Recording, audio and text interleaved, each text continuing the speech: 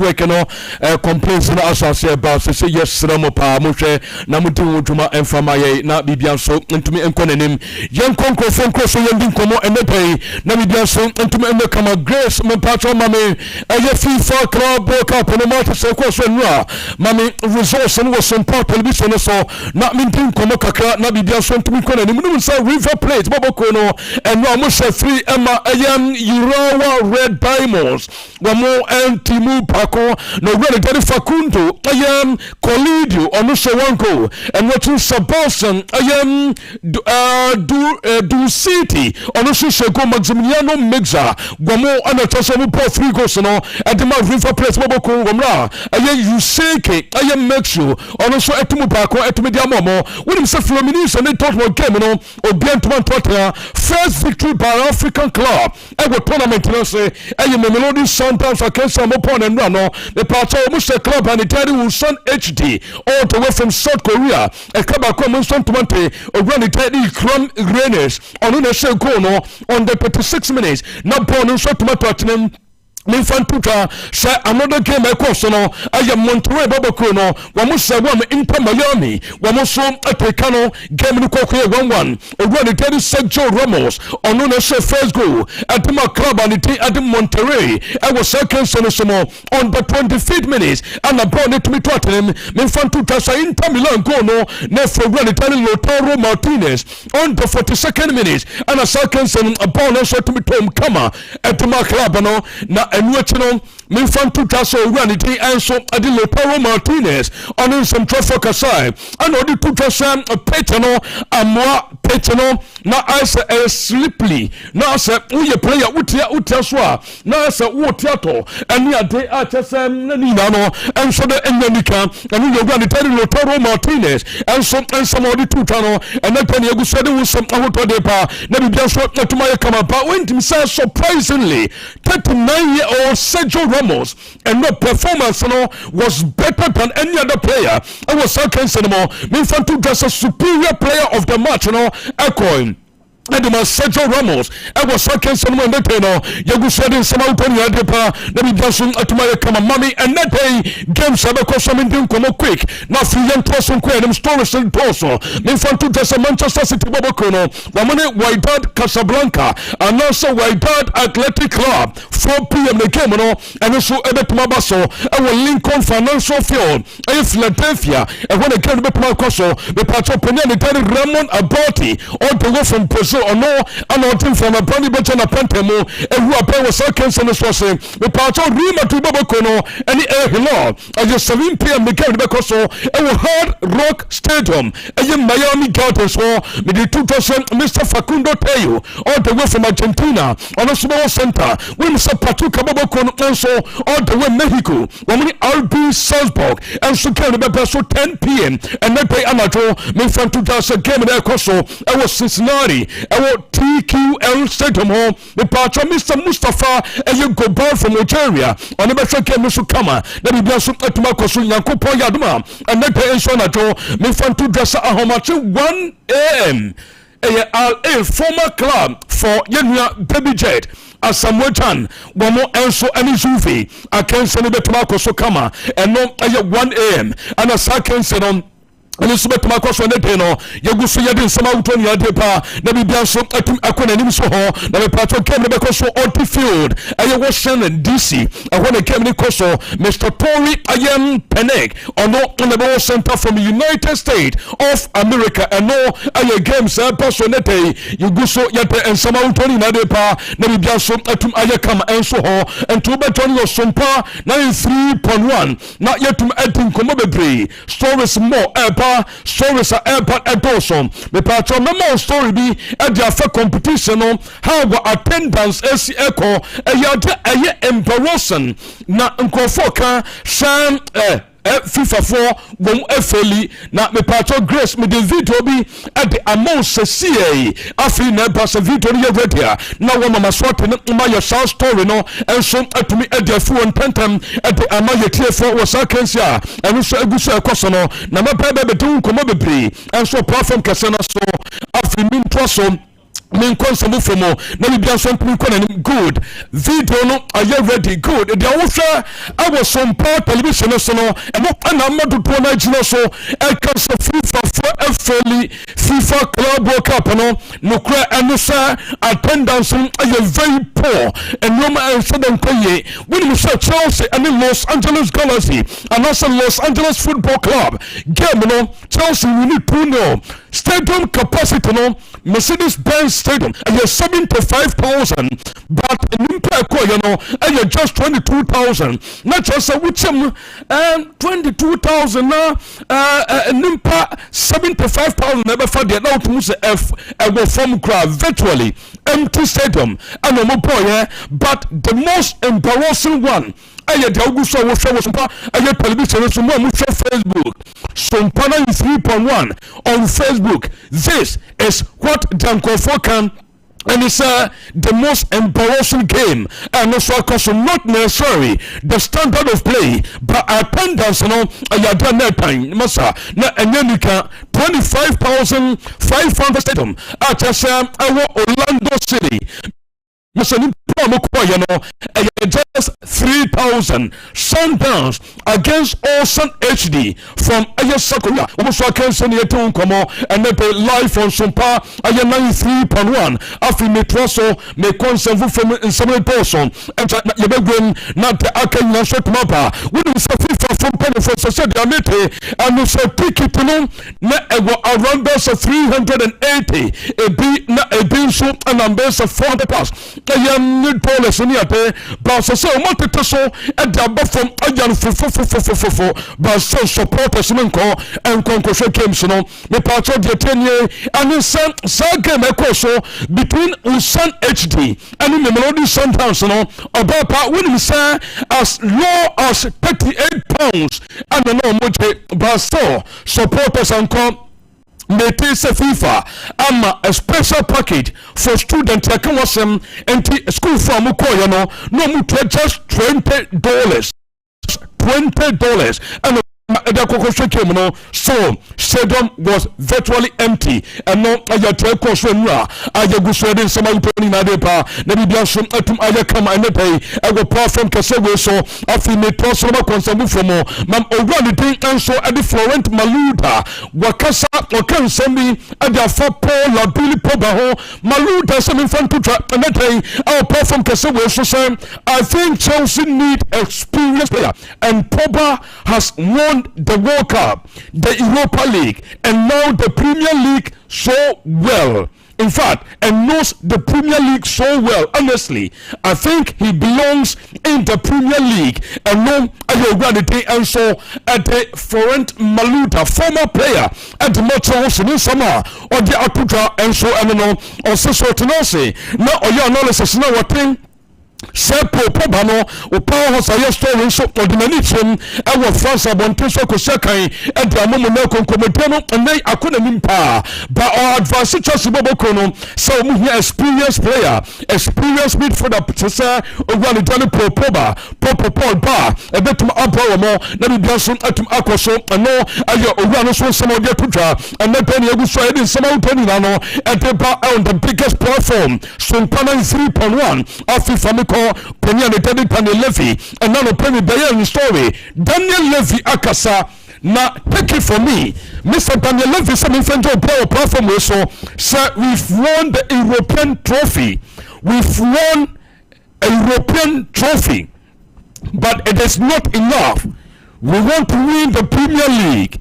We want to win the Champions League and the trophies like a and no and I was a team and a dead space. One also a winning and team I was say one also a hope for more and team not just to do today is to do so I don't bit Maya or some ring some Chinese kakra and no and I had the reason here opinion the and so the Thomas Frank what about the Fatima or major Angel Posto Kogukai and more free club in Moko. Now according to Mr. Daniel Levy or see Thomas Frank in terms of players development, in terms of you developing young players, Penini Medwani here was on the track record or was some record so proven track record in terms of developing talent. And Mr. Ayan Thomas Frank Apano or Betma Yajuman Kama, they're hoping such Champions League trophy Betmapa, let me just let my come. I know Ayan some and also Potranete and Yagusadin some Awutoni Nadepa, let me just at my come. The part of Bapa, way eyes and the picture and then me do but so Betma quick Amamia Kevin Diaz, or your former player, our France. Osaka of French League, born on 11th of April 1983, or your retired footballer Kevin Diaz. Good.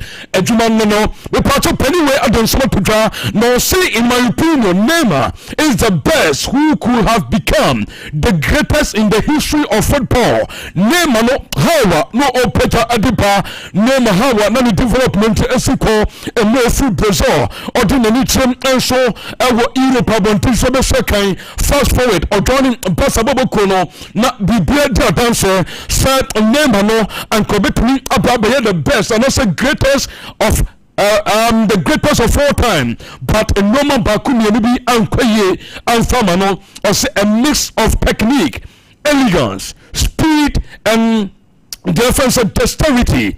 He is the player who has given me the most emotions and to play back what I say Oshana none why no homoge Oshana not just as we feel any other you first name in terms of techniques and be piano name war but I san decisions or take ya and one and your back and watching number 2 or did you son move from Barca to club and the PH and what and the name and finally Obetumaka name a too much. These are few issues and I'm beginning to get the best of reality and so I think I know I am Mr. Kevin Diaz, the ocean. I was on television so no so the 220 sharing someone at the bar on the biggest platform. Sompa 3.1 again on Sompa television so John Yanian Pin Command with Gasono and the Kama. The part of me also consume from Mammy O'Reilly and Nico Williams latest in here and it's a boss of when you're chatting. Bossa, woman, jetum, sa 58 million and run the story no, I will fear and run a pass. Tip off, the year story into bound again. Our full time, the Baba year story into my more output kaka, the can you and say apart from the 58 million euros, Barcelona achetum some betia and no year release clause at my point some betia and so the agent the part of betia at the man little bibao no the part of the second year and we say a bibao for one must sit and no maybe our samutia title crown 58 million euros no so mutia I was say we the taxes and so account and now tax as cano back accumulated or so mutia edika and the ebebro 58 not just 58 million euros no per year Spain one would tax 6 and how is the corner not just around base of 2 million euros plus I was a bus abobo kono and so to me the count and no aya tabako mete one shot a bet to me aha bus abobo kono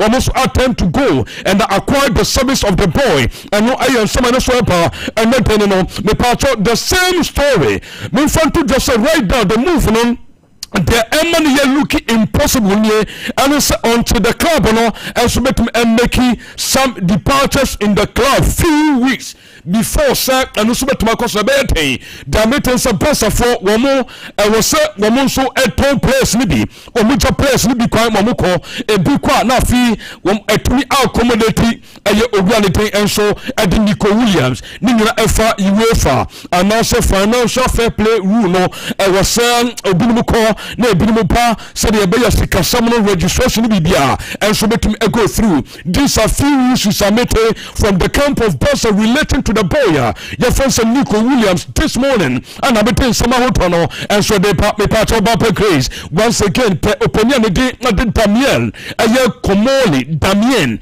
aye Komoli otini chuma adima juve bobo kono na metesan wa contacte aye sporting ship from Penifono nyanko ponya do mete ene Wednesday and on Friday omo face to face meeting na just obeso poni and the and so verandas no Federico Verandas on your sporting CP le president no obeko kweshanu matin komo ni na efa boy efa so Victor Joker so and Mr. Damian Komoli owasam animanimu ya also echo na one-on-one meeting no enso tumi koso na omutumi etin komo womotaso omu George omutin komo na enu ene betuma hu how besa boy no enso move no enso betuma ko womuji se phone so na email ni messages no enya ta betuma boa to facilitate and to foster the progress of the signing no mesio nina I was say opinion no enso tumi ko no motaso omutin komo en ayenso mi so candidate yaguso eden some awoto de pa ba Juventus from penny me sanso te sir sabepa se Victor Jokeris beba I was say omutombi Dusan Vlahovic the Serbian ono edino so sanso ba se also onoko ambeyo sikana kakra na fi ometum anso ede ayedio no na yida so atuma ye kama no ye nsema no so guso eba enetenu obopa grace mami the opening season of the Premier League season opener good there was some television no me fanto just Premier League no penny for anso enedeya anopeya ano maya Premier League fixtures no go release anaso mon valley tababonte ninyana se nyankopon yatuma on August and the season of SSA the third game of the season 2025-2026 on Friday 15th August Liverpool and Bournemouth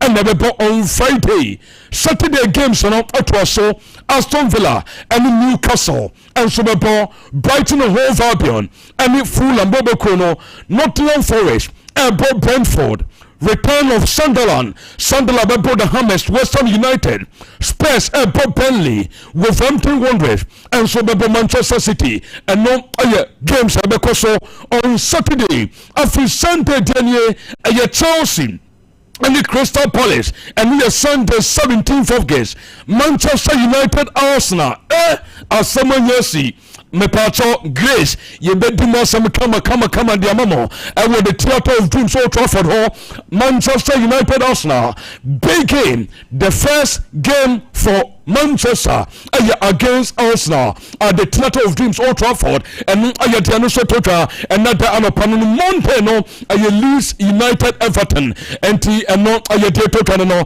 that the final season grace mam last run games of the season league no final day no nano somra Sompa television no so ni nkomo sese good and so nie enti way 24th May now 2026 next season no abanewie e sanse ebano sana players no I was just some few weeks not just a World Cup no in ababeshase wo June until 24th of May and just bibia so ebebenewie final run of matches ni nie ebedu one person which league na name moye ten Brighton United Burnley Wolverhampton Crystal Palace ni Arsenal Fulham and Newcastle Liverpool and Brentford Manchester City ni Aston Villa Nottingham Forest and Bournemouth Bobokono Sunderland and Chelsea Tottenham Hotspur and Everton West Ham United and Leeds United the patron Yankopon Yatom na yeba yurem agwa discussion na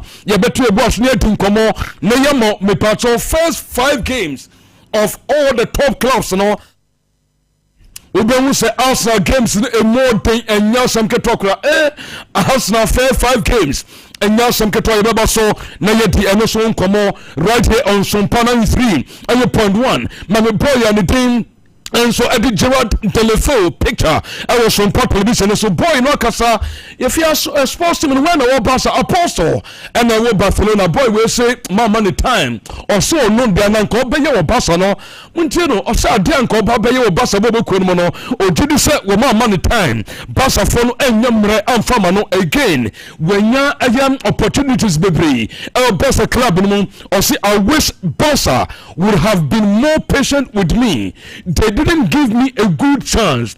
I am so happy with my career, but I did not reach my goals to succeed at Barcelona. And baby anachese na niswa du no na opeso di tu e basa bobo kon wentumandu na anko peso popo no at the Champions League empo anke be a final 3 of the Ballon d'Or and as a best we wiase no na anke betu won nachese no so no na yaboni de enso to media account or jidi say football ni full potential when to me realize here and you draw telephone somebody took her and that they anopano no mama Bernardo Silva so say you confirm per reporter mean second from Manchester City actually Bernardo Silva or no and Manchester City captain. Now this season for sure I will be at City. I am going to stay. I've had options in the past and this year. In fact, like last season, my option is to say and no and you running some of the two channel and to be broken on the switchina or person also or body game and so the club at the day and so at the FC Manchester City Bobokono and you run so the financial supporter and then they are Panogo Sweden Samano at the mere tier for life on Sompa 93.1 Johnny and we apart from Muslim Dinkomo. I'm watching you live from Pepper and you will see me part away a young Douglas Autry Sansula in Shampa or Marley de Fabricas was what on your platform so and no Smith what on ye you know banks yatonka askija was show so Douglas Costa yatonka our platform so the Biano welcome on board Johnny your platform so ninkomo na bibia so entum enye kama me part of grace meaning picture way ama ba a video when sanka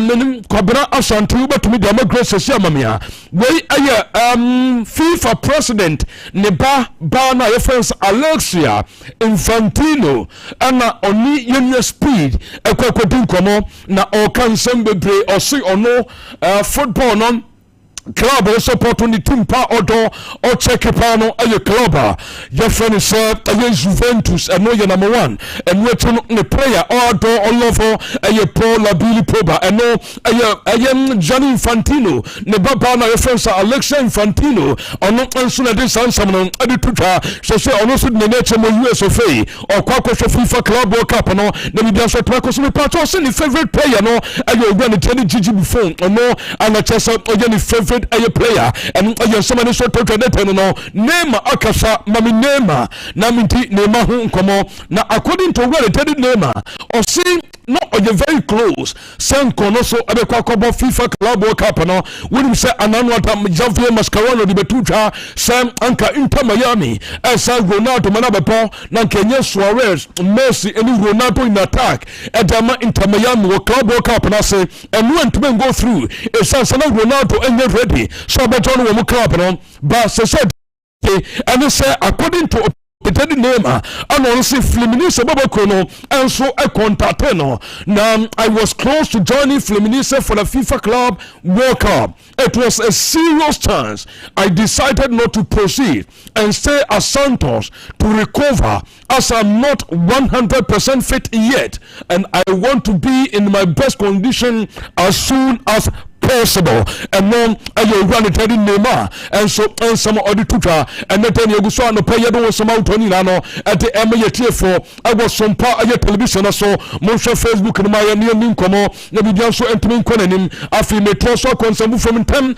mommy ogran the day and so and the Xabi Alonso about my mom video be so here Xabi Alonso and Madrid gomo training na omoye we good and ye share was some part television so na Grace minim se betume et sound our radio na anka yente sound ne kakra we aye Madrid wo so training me ba be kan some kakra e diatro yente kakra nsa for the benefit of those wo mutual radio. Estado de Florida no es ni una excusa ni un problema ni un hándicap, es simplemente una descripción de lo que está pasando ahora mismo aquí en el estado de Florida, como pudimos comprobar por ejemplo en ese partido del que hablabais ayer, que fue espectacular entre el Boca Juniors y el Benfica. Mucha gente, muchos argentinos por las calles aquí de Palm Beach y de Miami y muchísimos madridistas. El otro día estuvimos nosotros haciendo un reportaje con la Peña Madridista Sur de Florida. Hoy una quedada con centenares de aficionados madridistas esta noche.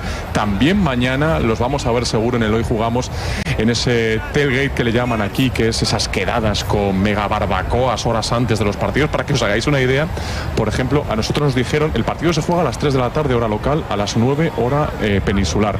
Ellos han quedado a las 10 de la mañana, es decir, 5 horas antes del partido, y está previsto pues que lo monten en una horita más o menos y que a partir de las 11 y media ya estén con su barbacoa, con su cervecita y con todo lo que rodea este tipo de preparativos. O sea que desde luego lo viven de una forma muy creo que muy especial. Ok, inti eno de ekoso ewo Madrid club no sawo hwe ewo Sompa television so obehu se Xabi Alonso one players no enyina na tumika omukọ no moba, but memma story we memma background kakra na ninkomo obeka June 21st 2015 also betum abgo south story no ebe yepa June 21st 2015 Madrid Real Madrid directors advised Rafael Benitez to lose weight or to get sacked.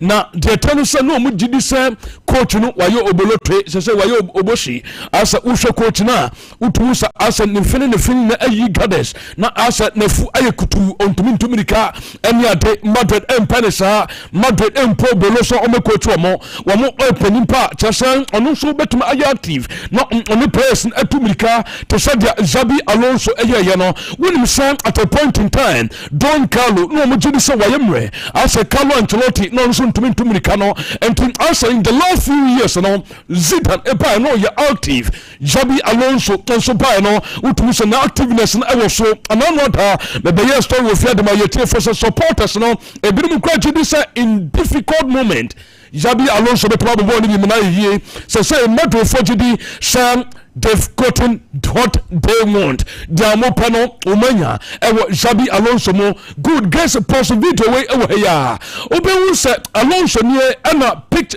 on say okrapi pakitwa bi ana offer so 2 minutes na offer play or kasache place no or chewe we no so we game you say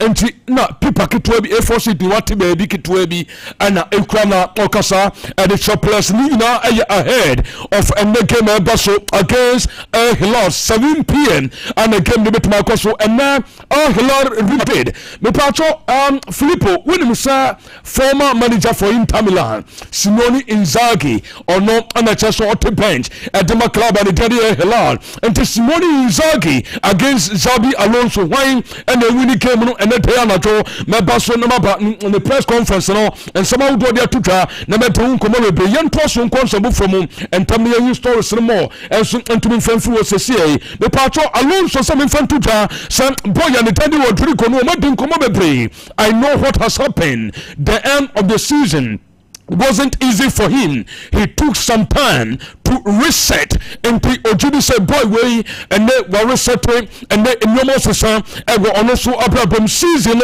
as Sabu Behu son and also the contribution and they massive on the pitch and not your opinion so summer or the two ahead of the game or can send the now Mama Simone Inzaghi picture was on television so or say I really appreciate Xabi Alonso. He is an excellent coach who quickly transmit his football ideas and the ultimus opening and try but also no massa Madrid Bobo and Saddam bo any competitive game but from a distance ultimus also no massa at the Ama Madrid Bobo and so many short total and then at 8:39 Grace Mame Oranede at the Sergio Ramos the older the better now Filippo Yade and then go in here on say player over 39 Shahawa Osi jump higher the others no aye enro game no esro de no mobeka Champions League final 11 years ago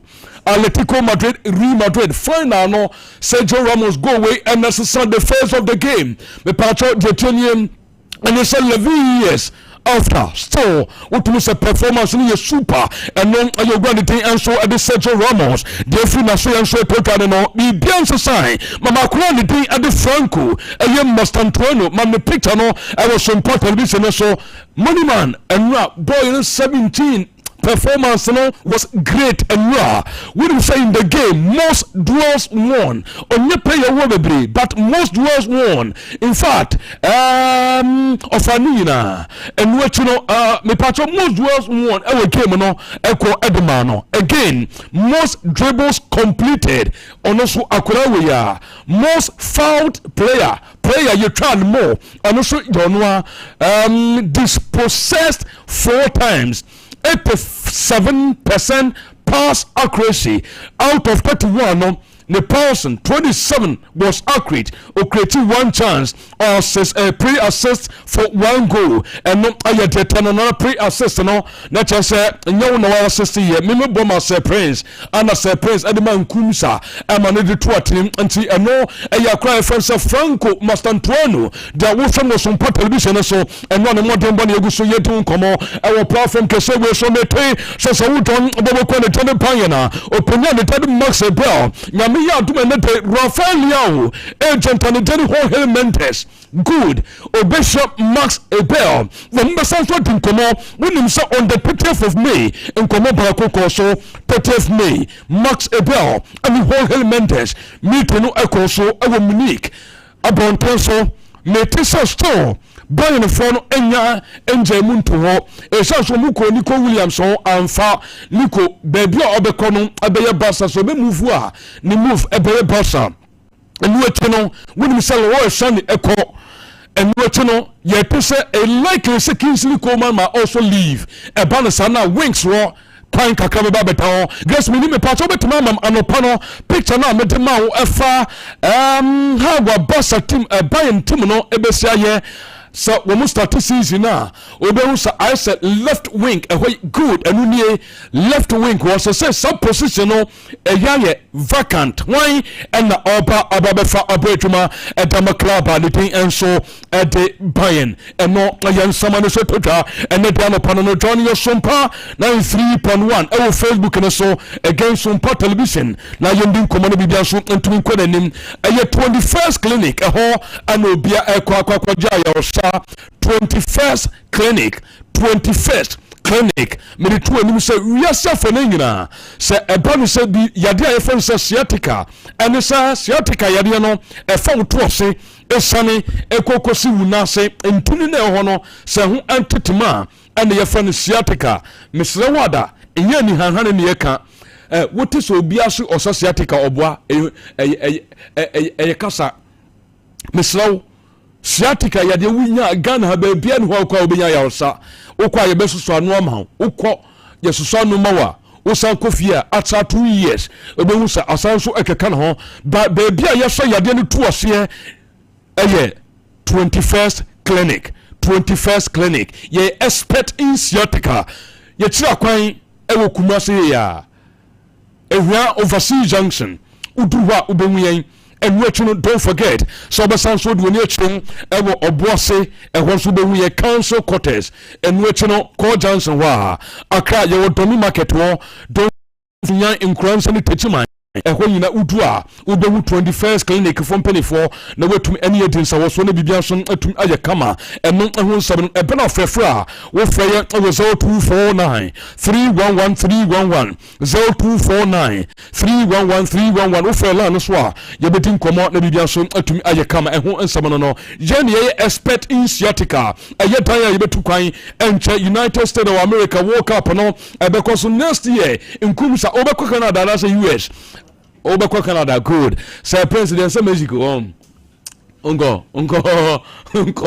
Okay. Into the eternal ayataya 2026 you betu kan ba sase ne ya na prepare on kata sam no akwanto wunsam nyina no wo de kodan express group yen na yedo etu kwan be bia wo pese wo yedo be ko be bia o man bia wo pese wo so wo du anim atrem ewo express grouper ya de be kono bibia so etuma ye kama o pese ukosua de o pese ukoye adwuma scholarship na o pe e de tukwan anasa o de ko school o pe visa assistant anasa o pese ye moa for overseas admission o pese o pa admission wa menoni akọ school wunya ni nyina no udu ya so ye beboa wo e ban ticketing and reservation ye eboa enso e wo ho don't forget say o koto anasa o holidays express group na wamo and beya amount for all the singing countries per singing visa krana ye bepe enti amount Kumasi Asafo labor runabout on so Accra you can see first light Sansu Tama community 18 Lashibi Goil filling station no ye close to Lashibi aye funeral home Takrade market circle opposite the hot and nesto fast food Sunyai Silver House one you be here ye ben aye high court Tamale near to Tamale teaching hospital Samson Bibiani near the Bibiani court one you 0249 000448 0249 000448 wo free ahmo we so I bet also betway na so for the love of the game Filippo Kamibi kakra fa wen betway na I'll say for the love of the game and as you the quotes in the memo okay definitely yes you go so preparation be ready the quotes in the memo so just after say I hear discussions na we know okay and that is the foreign segment na we know okay the betting quotes no ebe back okay those on more TV those on more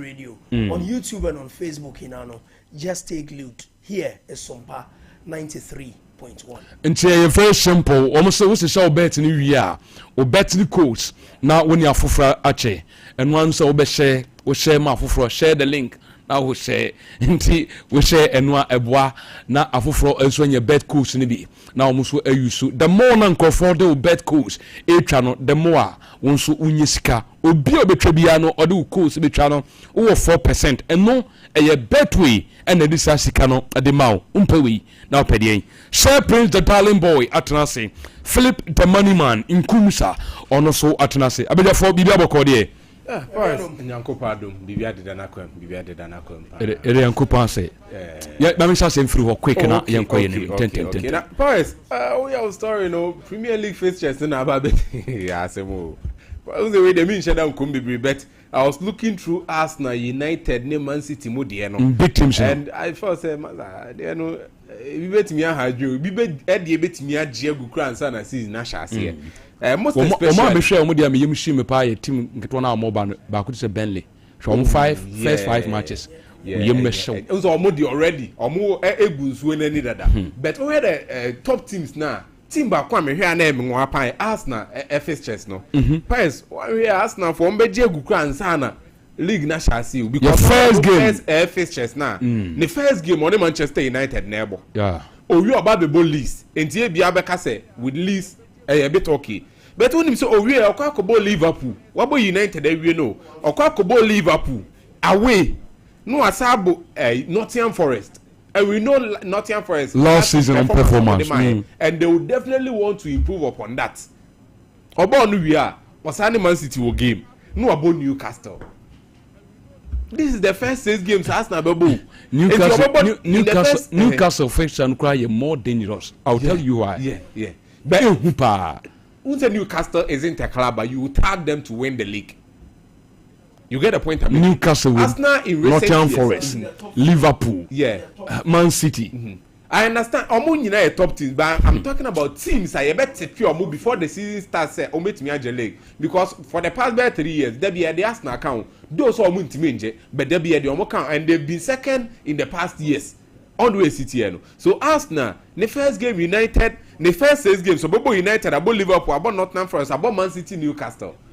Very, very, very difficult to navigate their way around. And as time goes on, you better all these games. Manchester City two games. I think say United game there. You been Kumsa better how am I? But Man City game so bet with the improvement and the reinforcement of our friend Pep Guardiola. We definitely know playing against Wolverhampton Wanderers in the first game, Tottenham second game, Brighton and Hove Albion, Manchester United, and then Arsenal. for me, I think say with the reinforcement or more any the direction of Papa friend Pep Guardiola as happens or the Omokono. Difficult though, but we know Manchester City might find their way around these games. So those say a bit difficult for them. So as time goes on, the Premier League fixtures na they be the home kakra. But yenko Club World Cup ni na persi ni kakra. Enra a lot of people after Fluminense game against Dortmund, they felt very much impressed. And look, my main can same way. I think said the FIFA Club World Cup. Frankly speaking, this tournament I feel was meant to shed light on the CONMEBOL teams. Those I understand. So European teams neto in China. Every other association and also confederation be omo club baby ano. Omo nyina no come into the limelight. Because already air CONMEBOL, we are the only team for moon compare European teams, Asia, Africa, all the other continents. And I say confederations not mobile. You cannot compare them to the European teams. But so I have CONMEBOL. Oh, you know who be. And in recent years, we've all seen say all European clubs. The moment they want a proper talent, omo di omeni Asia CONMEBOL holom. A whole no more no matter talent, no matter benecha amana ba big. And so I at this tournament, FIFA Club World Cup now. Frankly speaking, the performance the CONMEBOL teams are giving is exceptional. Very good. Or the winner to some, so I have Palmeiras from Brazil. You talk of Flamengo from Brazil, Fluminense, Botafogo, all from Brazil. Ubenya Argentina being River Plate and then Boca Juniors. These are the same teams that CONMEBOL provide there. The person say the first games nearby, so the same teams in Obian who lost. None of them lost their game. So yeah, Palmeiras able Porto, and in that game it was a drawn game. We were very much impressed with Palmeiras' performance on Monday against a club like FC Porto, which has always been present in the UEFA Champions League. Those say be Omuji Biache since the Jose Mourinho time, but yet they've always been a force or more reckon with European air competitions. You talk of Botafogo and Seattle Sounders, it was expected, but then they went on to win that game. You talk of Boca Juniors and Benfica. Yet again, another team. Say Benfica, talking about them is just like talking about Porto, Money Ayasmo. They always make sure say they provide a stiffer opponent and I say a stiffer challenge for the other big clubs in Europe. And Botafogo 8 million Bordeaux. And even in that game, if it wasn't for some bit of inexperience, Kakrebia, setting up in the Botafogo team now, they should have won that game. At a point in time, no more up by 2-0. And Sana, I heard Di Maria, any Abrante friend of Tamendi, 8 me abeteka. You talk of Flamengo against Esperance. May them who say Esperance Bema or a better air run for their money. But at the end of the day, they make sure say Ombe dispatch Esperance by 2-0. You talk of Obi to say Fluminense and Dortmund and no game a course. Frankly speaking, I felt said that game should have gone in favor of Bobukwa, your former Fluminense. Unim say aside possession at Dortmund, any passes or more than Fluminense team no. Every other 10 went in favor of Bobukwa, you're from Fluminense. Because short, Fluminense was 17. Dortmund, a team being led by Julian Brandt, Seu Gurasi, the likes of Marcel Sabitzer, all of them are in the team. But you know, now Fluminense about 14 shots against the normal, but just 7. Fluminense nya 5 shots on target. Bobo from Dortmund nya just 2. Clearly tell you another 3 rather. Clearly tell you say any game no. It was a game. Fluminense were the better side, but just unfortunate they couldn't win that game. River Plate also won against Rua Red Diamonds, but it was also expected, and yet they delivered. So clearly you see say the teams from the CONMEBOL no, they are clearly taking over. They are looking at this as the World Cup indeed, because your friend a Club World Cup. And just like national teams call World Cup, Omu said this is a do or die affair. No, this is the same way. And a CONMEBOL teams, no, Omu taking the FIFA Club World Cup. They are treating it like the World Cup that it is on the name. So clearly, we are seeing a lot of good play from the CONMEBOL sides. And there are some individual players are poets. You will be impressed if Swa follow the FIFA Club World Cup no, from day 1 up to now. Especially, Obi to say Rodrigo Bataglia. Na mene Philip within the home komo production room honom. Ade ha adwen say Bataglia is over 30 years. But looking at the ball now Obono, frankly speaking, say Bianca the age no for the FIFA Club World Cup Obobia can believe him right after the FIFA Club World Cup. Clubs will be chasing him from Boca Juniors or as a defensive midfielder or to be as a center back. and clearly the performance was done in the first game is something to watch. Abrante friend Facundo F. Colidio from River Plate. Powers, you see, these are the players. Clearly, you want to watch them in such games, and believe you me, all 25 years. The age ne kuta ne age are far better. SUT the European clubs they say omo po bia ombetimi akọ fana banwa ba be bibia. This boy Facundo Colidio category, and after the FIFA Club World Cup, don't be surprised. The clubs echo so much chasing. The same thing you talk about Abrante and Igo Jesus. So no crowd the the stories be say a lot of European clubs monitor. And after any game or boy, you know, frankly speaking for Botafogo, you clearly see say this is your main man for your team. So on 23 years or a lot of years ahead of him. But we are some of these young players are top European clubs are formed. Yeah. Because of the tournaments with the Adeba Compensation. This young talents are or more about tournaments we are already top European clubs are formed. Yeah. Obi say Mastantuono, and then William, yes, and it be show more performance kaka so far. So I go just just like I was saying. Honestly, a player not European clubs name was Tani Bebre. And when the height always 6'1", Paris or a very good height. When the strength and so I don't want to say be as a or first games na medeji or muhumebri, but everyone will follow football himself. If you want raw and proper talent, in the common board that you get, and these guys have come and they are showing clearly against the FC Portos, the Benficas, the big clubs are Europe. Everything provided the Dortmunds no, or face you show their talents at the highest stage. So clearly you talk about these players and Ego Jesus no, he's a player and the numbers not there. So follow and form, but he's a player that you clearly see say that kind of potential. In the first season and I said last season or say 8 goals this season, I think said they just ended season was around 12 goals or so. So clearly you know say as we're working on the numbers, but clearly or a player or a fit in the category of proper potentials European clubs pay as a leader and as a striker. Okay. And William Estevao and Mastantuono no powers. You see, ya form dada. But clearly you see say these guys are showing real talent. Mastantuono Enra, the whole story. William Estevao the first man of the match. So clearly these are proper talents. As time goes on, how they will fare in their mother clubs Now, and the Man City and a game and a Real Madrid game. Kitwe be on those games no. Paris, Man City playing against without Casablanca. Me ko African teams ni ho because minim say Philip Befa ho. Without Casablanca is having a mountain I think say okay say a mountain be anke imu afaje to money big mountain Everest moody any view Paris because looking at Manchester City everyone will be saying said last season and shut down Koyam Farmomo but with the reinforcement the players that they brought in Papa, your friend Amini Ben Hacham, who's on the coach for Bobo from with that Casablanca. Or a very, very tough task ahead of him. Because while I met you on Man City is what I'm talking about. Ederson will be imposed. You say Josco Vardio or a natural centre back, but on the more bunti or the left back. Or Beko centre back on them. No, Ruben Diaz, I can't compare with her. Ryan Aitnuri from Wolverhampton is one of the best left backs last season. He provided my Wababe Shaman City team. Matheus Nunes, Ebejan number 2 but in the midfield, we are going to get the partnership of Abrante and Rodri together with Tijani Reinders. Right in front of them, the newly magician, Man City for Akofanaba, Ryan Cherky will be there.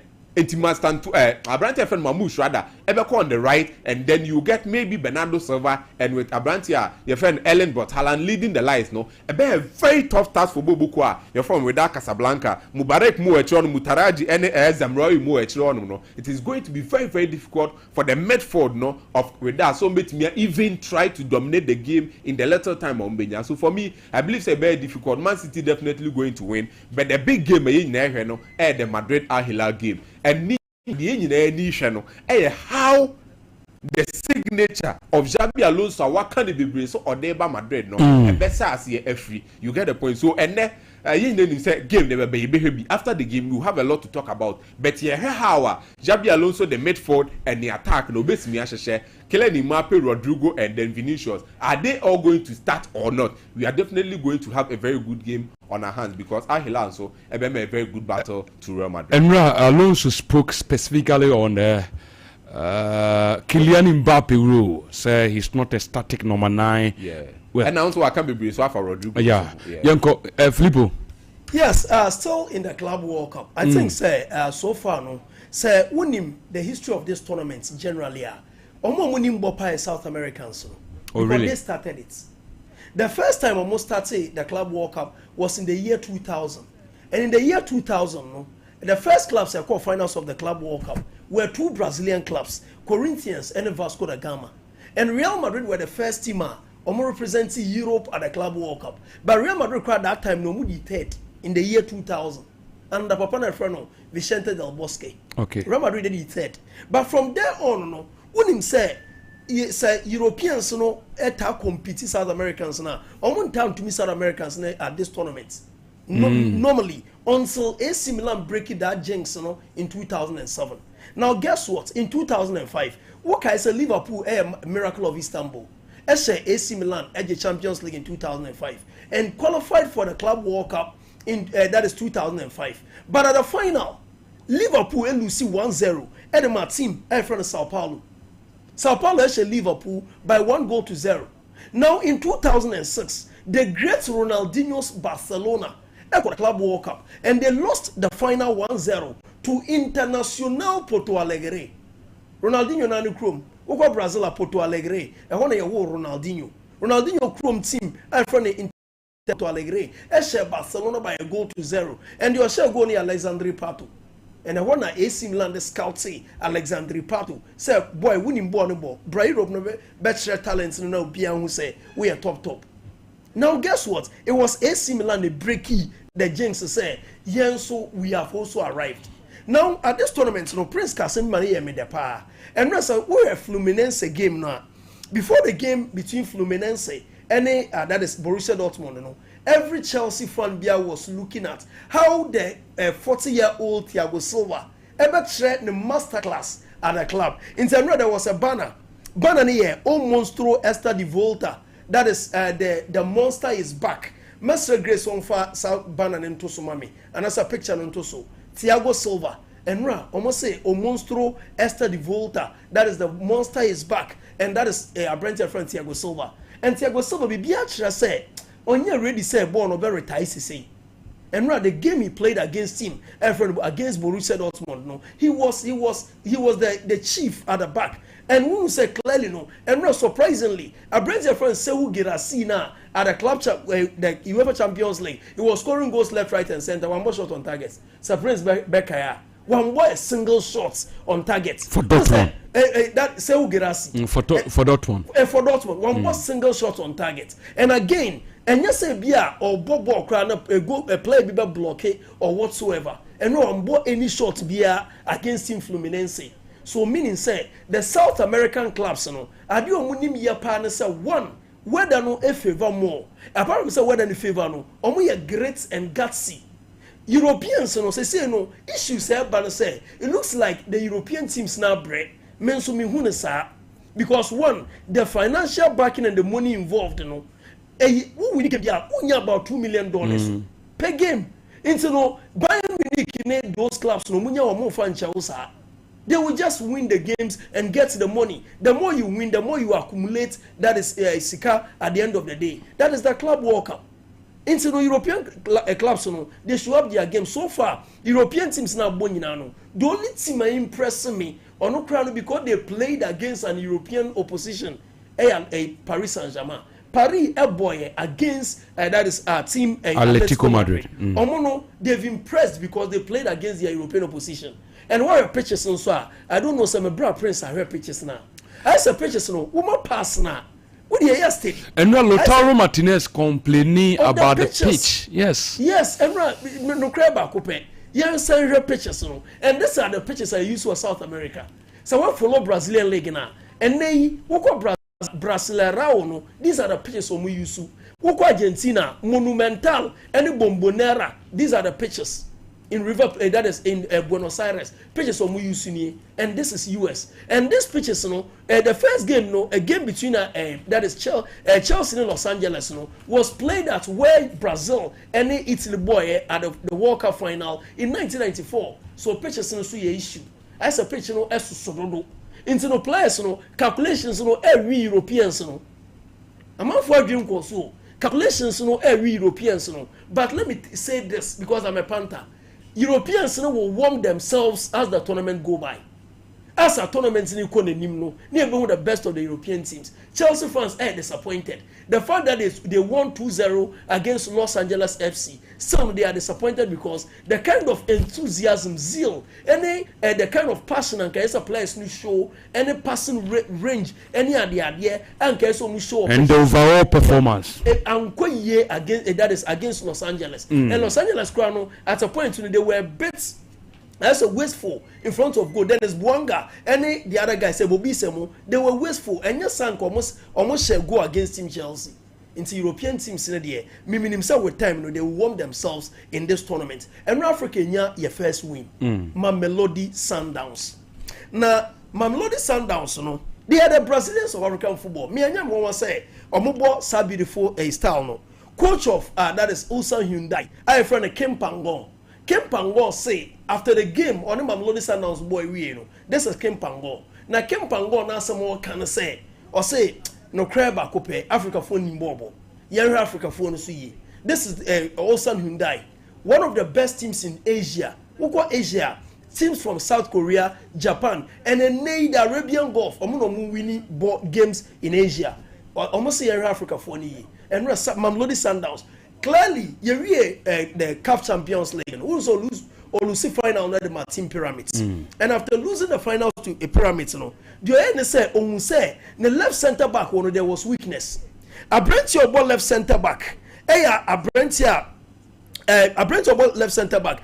Grant Kekana. Say Grant Kekana, I said weakness kakraba nafa. Into you went to Cape Town city. No go for brent your friend Kinu Kopido. And look for Kinu Kopido and run the game against Ulsan Hyundai. When himself Koreans will run and run and run. On the America Tuono and your ice adapt to water. Very easy for them. So Oba brings a friend Kinu Kopido into making a debut for Team Mamelodi Sundowns against Ulsan Hyundai. Now, many United him say some Mamelodi Sundowns a both serious game there. Our midfield will look like this. Marcelo Allende from Chile. I bring a friend that is Teboho Mokwena. Behold the base of their midfield and the attacking prowess, Tashrik Matthews, Jaden Adams, and Lucas Ribeiro from Brazil, and they are Brent from Ikram Reines. But then there was no Tashrik that is Matthews. Rather, Obo Atu Saleh from Brazil. Onoboy as the creative number 10 and there as the classic number 10 for the team. Meanwhile, no see number 9 in the game against Team Efreno that is Ulsan Hyundai. Benra me player me feel say. You started last season in Africa. Wherever I was, say year pa. Brent friend that is Ikram Reines, and he got the only goal. But then apart from that, extra 2 goals which were deemed by VAR as offside. Into Mamelodi Sundowns a team me born or more born and yami wawa. But so far, player among 4 kana Sompa. Brent here, your friend Divine Lunga, and he won the man of the match. Boy as the left back or a Zimbabwean. Only man of the match. But I just saw a woman Mamelodi Sundowns Biono say in terms of bench, more quality. Somebody like Felele Mkulise. He's one guy say Wunyas Felele Mkulise. Will team beat his akone hata. Bra oba commande a starting battle. And until the Bian Yakase, Ghana your standards I saw above from Kakra in terms of and yes and for the all the time buy back as a game I say we have to up our game or whatsoever. We standards now the ball club World Cup your teams in the no more emulate. Now my main call Europe. Now Premier League fixtures number Liverpool Football Club, Manchester United, any team Chelsea, fixtures in America. Master Grace only can mommy the fixtures for Manchester United. Manchester United first game here against Team Arsenal. Now on the Arsenal game now all bono. The Grace Master said Man United and Warsaw. Man United they ball against Arsenal in their first game. second game obo against Team Fulham Marcus answer wa ball against the newcomers Burnley Scott Parker former West Ham United midfielder Owia or Man City as about Chelsea. That is Manchester United. Into no on paper no. So we hear Manchester United and who they say now they compare omo fixture na. First game against Arsenal. Meaning say you know Arsenal who they know e was soro United. Or we are against Fulham. Fulham, we are one of the stubborn teams in the league because Fulham were equally good players who can compete and match up Manchester United. Our own Alexi Wobi is now doing very well, and so is Raul Jimenez. Adama Torawi, these guys are all there. On any given day, no, they can wreak havoc. Against Manchester City, I think the fixtures need and the first 5, you know, they are easier on paper. SM United at least only 3 points. Team the fixture against Burnley. It's United Omunyana Fosa. Mam Chelsea, the now Chelsea Football Club. Chelsea, where Chelsea the season and the reviewer. Baby, a Chelsea D, you know, I say fans were no content. Fourth no mudi, you know, because omunya spark no that getting to the end of the season. Chelsea will add up, but on first game against Crystal Palace. Crystal Palace after winning the Carabao Cup, no, and also the FA Cup, no, and then there is some sort of belief at the Eagles, say, and then they can also compete and compete well.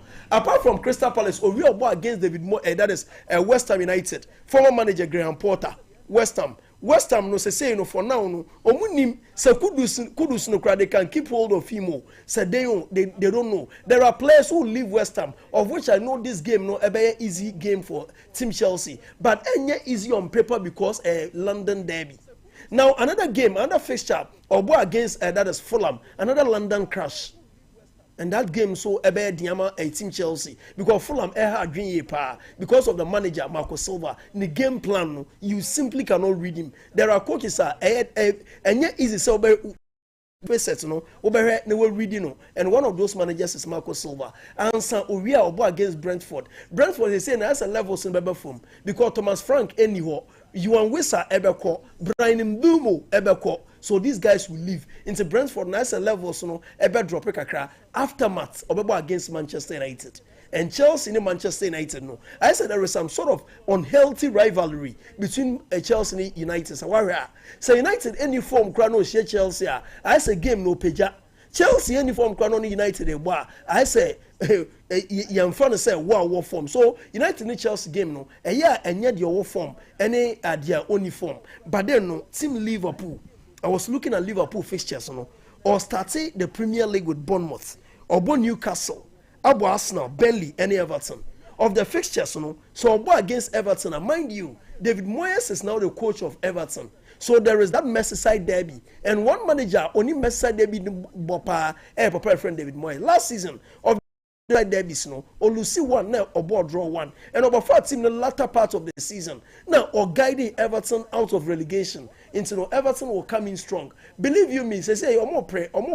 I brand Frank Walker. Saka Walker my right back, Emma team Everton, and because of David Moyes' influence into no, me and am surprised say I brand Frank Walker ever join his team that is Everton and. Liverpool fixtures, you know, or go against Newcastle. Newcastle are the team, Liverpool or share Liverpool in winning the Carabao. Until there is that bad blood between Liverpool and Newcastle, wherever they meet, say there is some sort of rivalry. And the fixtures in there, me United the NFP say, and Fosa. United fixtures now, Bano, and Fosa. Now on the transfers, they say Napoli say they will do whatever it takes to get a Brentford friend Jadon Sancho. Jadon Sancho ever a trial with Manchester United.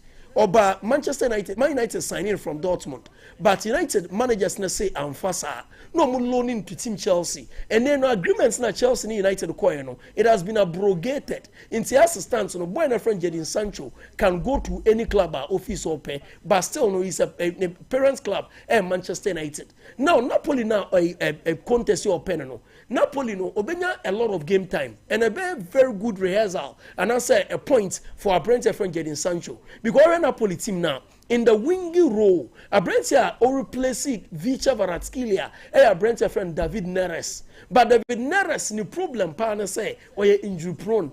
or you're consistently inconsistent. And only problem at David Neres no. Into Jadon Sancho no kwa obenya a lot of game time under his belt. And believe you me, Jadon Sancho you're fully fit. Now David Neres you're fully fit. Yeah, because Jadon Sancho has seen it all. Only that David Neres is a bloomer. He also started very early, so as Jadon Sancho. Into no, I think so called this club about 1 year pa. Now Bayern Munich issue no. Say one player they are looking up to. Brent a option for them. Brent a friend Kaoru Mitoma, who plays for Brighton. This guy is hugely underrated. As a Premier League no, you hear Premier League no, but they all the time you dream of big players no Guanzo. But the entire young monitoring on these smaller clubs. Brighton and Hove Albion, this boy, he has been consistently consistent and ever present. Brent a Kaoru Mitoma. I wonder why nobody talks about this guy. He is a very good player. And believe you me, and then no say we injury onyan last season constantly no he's been the face set of the Brighton project. Papa na friend of Fabian Herzala obe take over no crano still no say still there is some sort of gas in a Brent friend Kaoru Mitoma and then no Vincent company per players more low center of gravity inti me anyam won say no say or say wenye Nico Williams probably will look at Cody Gakpo. For Cody Gakpo, boy, no, you're content and okay at Liverpool. Into no, probably he will get Kaoru Mitoma. And I think that Mitoma na bar because of the injury records. No, a year Chelsea Serge Gnabry and a Brent Freno. That is Kingsley Coman. 3 eco capsules and no, you're born and brand say Kuku Master. Ope Edra Kuku Suruno. And no any 3 eco capsules. Na koko no makacho se efifiri wani ho a efifiri wani ho a ya na time pa ase bibi tuntun basa enye nikakura titiri kura wo ye kokko de a enye kura Filippo say so koko efifiri wani ho a enye nikakura 3 eco capsules eno nko a na ebe hye no efiri onimpadue mu mesrew se wo sisimu a da ne da ase sabio adenche de samaman eni obema kura enye adwuma bi mesrew 3 eco capsules na emwao nenyi hawa koko di bani nyina nso emfiri so and one is obe free was 0546 107 107 0546 107 107 wo free la we so ebe je so dodo bi a wo pe no won sabekam wo mo pharmacy shop anase pharmaceutical shop bi na wo benye bi enso ato Yanko ya betting course no so na yeni enkomo na ya betting course no eba Kangen drinking water answer no Kangen enu super papa no Kangen drinking water in super papa eno no Kangen energetic drinking water nsu a eyedro enye nsu keke esanse nsu biara ni Ghana ha obenuma obenye calcium wom dabida calcium bema ma udompem ayeden epacho magnesium asanso wom potassium ewom iron ebi won nsuo mu hydrogen ewom a kyerese ni nyina echi no nsuo ne ye alkaline water ntisa wonnom a emrane ankrofo bɔ so obolotwe dadi oboshi ene sa epacho semni nyina esanse saade adɔ ne mpadua no waye twon onum nsuo we ya enane bad fat ni na efru wo nimpadua nti won so enche yebefro Mr. Smart achese okwa bibia ekoyi edema esanso kura anti-aging properties enti eboawo ema dane we de no eyefe uluki nyanga and fresher uhu se prince wan hwa beka so oye 17 nanso ene enche kura no bewale Kangen drinking water enunu nsuo no mepato Brema UGC eho na obehuyen Tafuni Road about route junction so eho so udu a obehuyen 0241 449191 0241 449191 ofre line we so a yebeje so na yetumi edi nkomo na bibia nso etumi ayekama afi yenkwe ne enkoje ye betting coach no enuanu mienu Filippo ene Sir Prince yenko. Yes, bet way or say get way more so quotes in the yeguso pa yediba but it is the Club World Cup. Yes, it is the Club World Cup. Yeguso with my prince today bibia beba Club World Cup no anywhere the focus will be today. That is the betting quotes and your quotes no eminu very simple. Your first code nini Your first code ni omo head a TV no. Your first code 1FF 6E CF3 1FF 6E CF3. That's our first code. Your second code 1FF 6EE1A. Now let me repeat those codes again. Your first code 1FF 6E CF3. Your second code 1FF 6EE1A. Let me repeat them the last time. Now your first code 1FF 6E CF3. Your second code 1FF 6EE1A. Betway or say gets way more. Me da say eno Philip Nkumisa Philipo ene Nunye Kuma say Prince ana wote wo monka. So for the love of the game Betway na Betway say quotes we are de amawi and one say wahye bi no na won so wo de ama obi na ono so ayusu otwa sebe oyusu quotes twa no ente wo de so ente wo hihya enye peseme nkuminya fama obi na ono so nyusu quotes no emfentwe bi na the more na wonkofo ayusu bet quotes edi twa no the more onso onye sika enti da no da meka se minua Mr. Wakito owusika pa enye na ke 20 a eye bet na bosumi sun ye oji kakra bonso wa chemienu odi kakra kofie na afidi aka no odi egu bet no se enche na chese sika bebre enso abefie eye bet we na soul for the love of the game. Ye beta yo ho ye be call for a very short commercial break ye ba ye ba beto aso ba ansa na no memfa o messages ni kakra John ye e wo Sompa 93.1 Sompa 93.1 FM Ujonia na fi wonso share page no share the link na fi jaw comment to na yenso yenin komo na bibia nso entumi nyanika enti yenko e momwa ye na yenhwe ye messages no na yenni eho enkomo enne anope yenu Abbas Zakari or say special good morning to the Sompa sports team. Good morning we every yenu Abbas Zakari or no energy message we aba Piaga, so you guys are doing a great job. Thank you so much. Another disaster network today. Okay, Kings for that con. The team is working on it. Or more shares on Beyan Wejuma.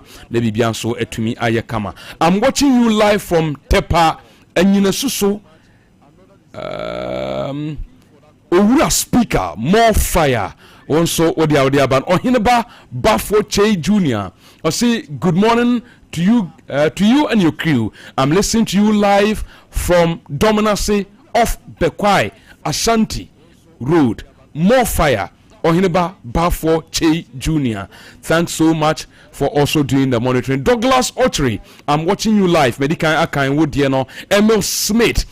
Sansel Kofi Banks or say power time is on. Ask Joel, what are you guys doing about it? Okay. Douglas Costa or say today to Sompa Network. Okay.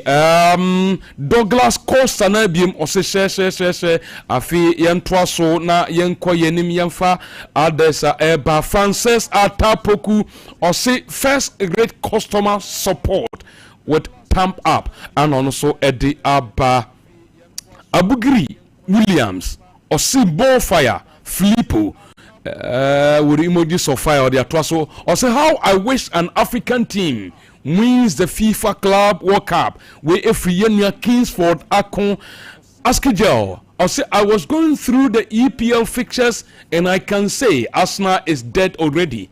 What a fixture.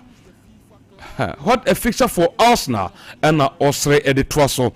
Oyibo watching the friend he also watching you live. Kotoko is Kotoko and still remains Kotoko. Fabulous. Still we move. Greetings to Chairman Owusu Bempa in Shayeso and Samuel Boachi Yadom SBY of Bosomtre. Oyibo watching in Neremehi and on Subtua the message where Ediaba. Yenya Kwekuna Yatonka Anafi Mutal or say you are the best. Abugri also some passports no size enti yemfensia ye kwaba Ceci Ernest you are the best Ceci Ernest one so odi aban ye dan ho aba Ceci yi Obapa Grace anytime ni somo MCR ye ba ye beto aso local issues bebre e wo ho Ejekum Blankson Orlando mbani na Orlando atrasia odi efien komono eba yeba sisia timini somo MCR yeba yebetwa so locally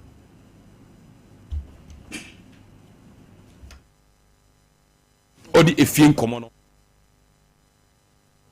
timini somo MCR yebetwa so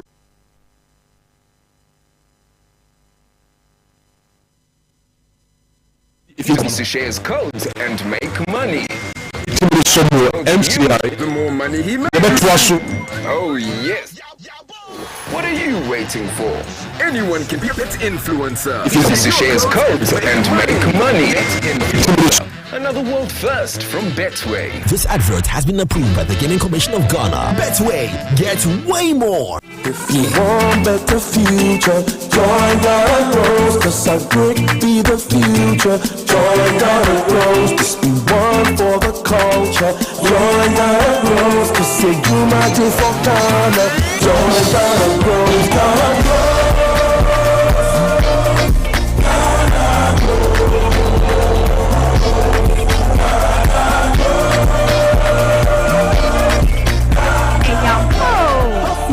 Kuya yomu hekwanya ubefaso nyedwuma ana ati edwuma ku a mfaso woso ewo kuyedwuma mu eni ATVet mu enneya so anamonne fast sanwo wobusua eni wo mpatemu asetenemu go star 718 star 50 hash na beka ho sesia Ghana Grows Top Day Ghana Grows Jumedie Mastercard Foundation ni Springboard Roadshow Foundation Limehouse ni wabuafo na Debrel.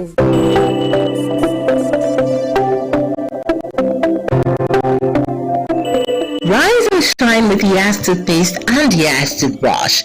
Start today off right by grabbing your Yas toothbrush and squeeze a refreshing dab of Yas toothpaste on it. With its soft bristles, the Yas toothbrush gently cleans your teeth and gums, giving you a comfortable brushing experience. As you brush, feel the powerful formula of Yas toothpaste working its magic, removing every stain in the cavity and leaving your teeth sparkling and fresh.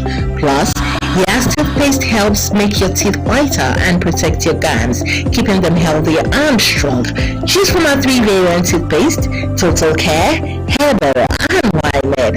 Make Yas toothpaste and Yas toothbrush a part of your morning routine and start it with a confident smile. Yas toothpaste and toothbrush, caring brand for caring families. Everyone am tell say we ba no say we Canada. Oh, woko school. Na yesi ejapi aba no so okọ na so no de okoye adwuma. Me say, amanfo kwakọ no. Enya gro. Jaya no hwan de woko sa no. Express Group for ya. Express Group. Yes, Express Group. Obia na nya bre. Pese otukwa kwa ma no de. We do be simple. If you want to study and work in abroad in any of the advanced countries like Canada, US, Australia, UK and Germany, they will take you there. Let's say you visit and now turn so we call Dubai, Canada, UK, USA, Australia, any Germany numa whatever call. Say you juma so or Dubai, Qatar, and South Korea. And if you want to write an international test like IELTS, SAT, TOEFL, GRA, and GMAT, they will ask. Kekechira kwan ewo Kumase Asafo Labor roundabout wa Enkran Kanachi First Light Tema Community 18 Lashibi Goy Filling Station Sunani Silver House ewo High Court wa Tamale Ayama Building Yebe Tamale Teaching Hospital Takrade Market Circle and our offices our Mabebre so telephone 055-555-0067 and 0249-000448.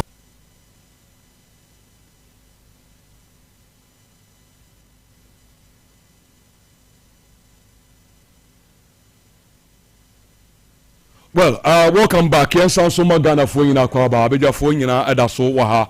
Ejekum Blanks and Orlando atna say ye wurem na yedi enkoma hodo a ewo fie na yakwenim.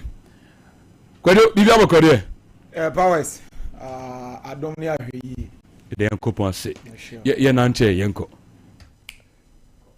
Well, Powers yanchia ye na tie for yanso emo makwa babiem Ember Sompa 93.1 afenso Sompa TV so afi enado kasa mfonyini na ato a full time ena ogusu a wo hwe na fisama hodo a yensa ka no na no pay no ena chese ye bebo akire enso etimi ede ama na wahu nioma ekoso ewo Ghana football mo na onso wanya ho ntiase ewo mo ye be hye nsam na se ere free Kumasi Asante Roko omo coach aye friend coach Karim Zito onim se a season aba na wiye no na dwuma enso etimi aba awiye as a interim head coach Edema Kumasi Asante Roko na mom no oye technical director enso Edema Kumasi Asante Roko odensam kakra atudwa ose adwuma no senya wo na wo hya ase no obi na hya ase na obeto aso a eden pa to take up a job that you did not start. It's not easy. Assuming I'm interested in certain system of play, and this is a case where somebody have trained his own children in another system, and you are coming in to take over.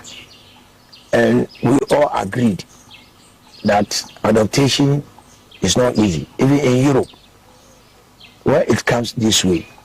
They look at what Manchester is going through. The coach, he doesn't see anything good about what the players are doing for him until they score. So he's planning even to discard most of these players. Not that they are not good, but maybe they are not fitting into his way of play or his system of play. So that is the most difficult part of it. Here, as a senior coach, and then you have to also manage the young ones, and then gradually you don't just discard what you've been there to meet, rather you enhance it. And so coach Karim Zito and Edesan no to Jana Mamina Asante Roko kakra na yenin komo unim se ene Asante Roko ebemo menhia na omode trophy no MTN FA Cup no akwokyere opim so na omo enso akyere season no omo ko season ni mu no de omutimi enso ede baaye no eno no na Asante Roko mama me Frederick Asare, yes, goalkeeper and captain for Asante Roko momame Frederick Asare na fenso yeni abrante no, yes, goalkeeper we asat mene okase ne contract with Asante Roko aba na wieye oni Asante Roko any contract na before sana Asante Roko ebekọ Accra no IMC no eto omunsa erefre Frederick Asare eni ni kodi nkomo a omu demands anase omu proposal enso ekoma Frederick Asare ni management say omunko steady say bibia koya na oma get back to the IMC no Asare enso eni ni management enso ekohemu omunso edi omu proposal ama IMC no etisi a akase IMC no omu be meeti Frederick Asare demands say omu timi meeti a obeto aso ada go post nim area Kumasi Asante Roko so omu ntimi a na chese bye bye to Kumasi Asante Roko eno Frederick Asare ono nso ne ho nsem kakra ye boy che enso area ma na momame Zakaria Fuseni, yes, Zakaria Fuseni abrante no Brekum Chelsea last season ya eba na wie ya no na captain enso edimomo oni Asante Roko ewie wa sign a contract aye bibia ewie akase Asante Roko announce Brekum Chelsea edi announcement no enso ebeba abonten na afenso Zakaria Fuseni eno nso yetimi ho ena Francis Akwa, yes, more Francis Akwa enso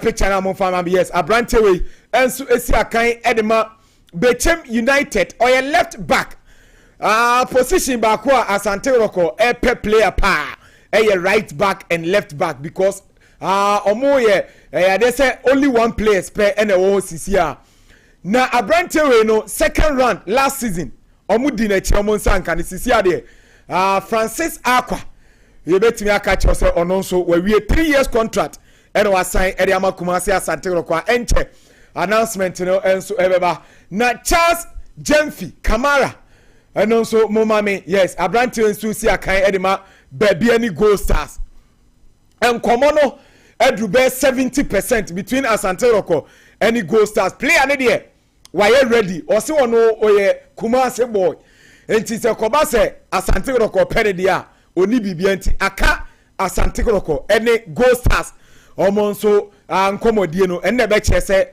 Charles Kamara Jemfi ono nso ebe join Kumasi Asante Kotoko nti Asante Kotoko transfers no the way normal kono ena yede ho nsem kakra tudwa enche bia efiada ede kono announcement no enso ebetimi astarte aba eno enso eye Kumasi Asante Kotoko anope me catch us House of Folk enso aforme adese committee a omo recruitment ombe ye nyina no eno nso eho nsem ewo Jona atukwa mu nyina omo ewo nkran a eno nso edacha no pa yetena se the House of Folk details no enso ebema on transfer no the way eno nso enoma asifa ko na ye wie season no powers season ne de ye wie nanso ensama e wa chire de bebre rag a referees association of Ghana omo chairman a ye friend referee George Seja eri nsemo enso bebre atimi atudwa na no na ye busa ne se opani sisi ano ye wie season no kana mpanyifo dem no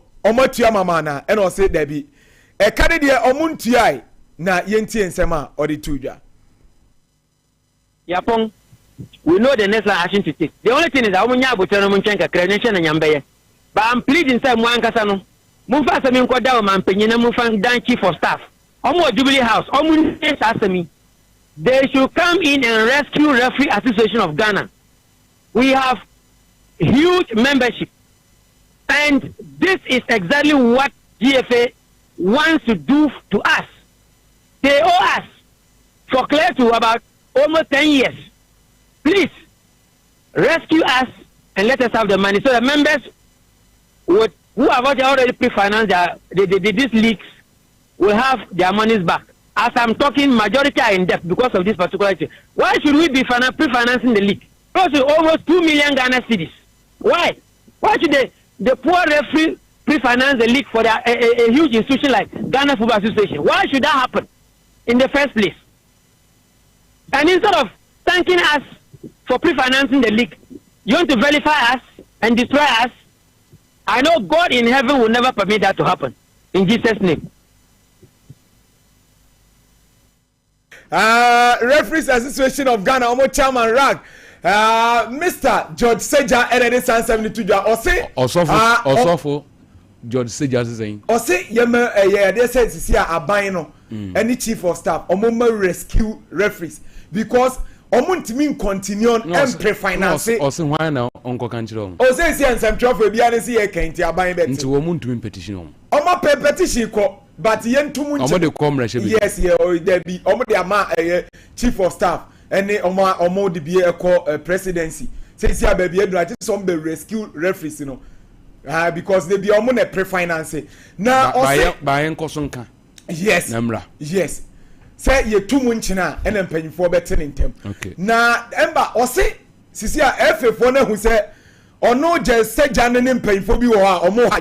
To omo pese omo ya no omo yi san kofo free na ye kama no tuma ye yi mu free odi ana chese kwan ma da ho because match commissioners ni nyina ye de omo ka but omo ntimi nkasa e wo kromia. No wie no eno say omo next line of action any of Ghana. All the referees in Ghana should exercise patience. We are getting to the tail end of it. Some of them said there are so many options on the table. We are preparing. You only say the next move, no, the next move, but I'm drawing the attention, sir. Yepa, Abanacho, we are pleading with the president, our father, the president of Ghana, His Excellency, and Honorable Chief of Staff, to step into this particular issue immediately to rescue the referees from the clutches of Ghana Football Association because they are looking for opportunity to cannibalize Referee Association of Ghana. They are requesting for money that we have pre-financed. We use in pre-financing the league for the past 10 good years. Powers enti we no enye se omo pre ade bia omo deserve omo de omo sika akọ venues akọ di matches ene yabo season na wie no omo se omo sika na kekem mumfa omo ade ma omo nti we no tie enye se omo ne efe no e won tokwa bi adwuma omo de hye omo nsa no maye yabo season ye nya successful season na no president e de nsem ko to Facebook o che se ye nya successful season enti no referees no omo se omo sika na omo de be share league nim amiable league na wi a yenya baby any Gold Stars as a champions yenya kotoko as a MTN FA Cup champions no omo sika no omo form ade mom tie eno enso referee Seja retired referee ene de sansem no enso etimi tuja na Powers Baba Rahman or a victim of a bad pitches ewo krom ya na odensema tuja afa ye pitches ne ho. This is a very serious thing. Like, I mean, the nation needs to address. You know, I think it's time that I'm begging whoever is in charge to like maybe just get a proper pitch for the national team. You understand? Because sometimes it's a disgrace. Like, you play against someone from a different country and then go to the club level, and then the first thing he sees and he tells you is, we thought Ghana was a big country, and like, look at your pitch, you know. So it's kind of a disgrace to us, you know.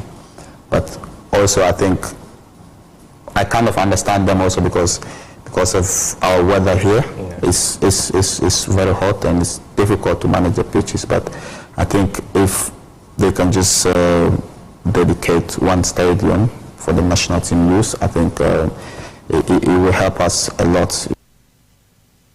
Eno Baba Rahman blaster player and it is answer so etimi atuja na Ember asemwe mababe kawabra me call Mali 2022 ebaye no Mali omo national sports stadium apart from national duties ye more league matches and so 26 months and Baba Rahman ka say sia yenyi stadium ne ba kunsi wo for international matches nko Cup Champions League Confederation Cup and African qualifiers and no kwa ne ye mo ne ho mene baba eya adwene mom ye weda ne de ukọ Mali awie ball ho nye bi ne ball Ghana but omukro mutimi e maintain omo pitches nti Baba Rahman na esra ban ne se sisi aye pitches e wo ukrom ya no enhye da nya papa bia nti omo ntwa omo ani na omo enso emeboa na bibia enso ntimi nkoyi na Powers se Endra oni Kwame Tumasi Dankwa former CEO Edema Nations FC odin sam to dwa no se ensam twofo ye ka ho pa ye ka ho normal course of Ghana football me man from patronize the league ya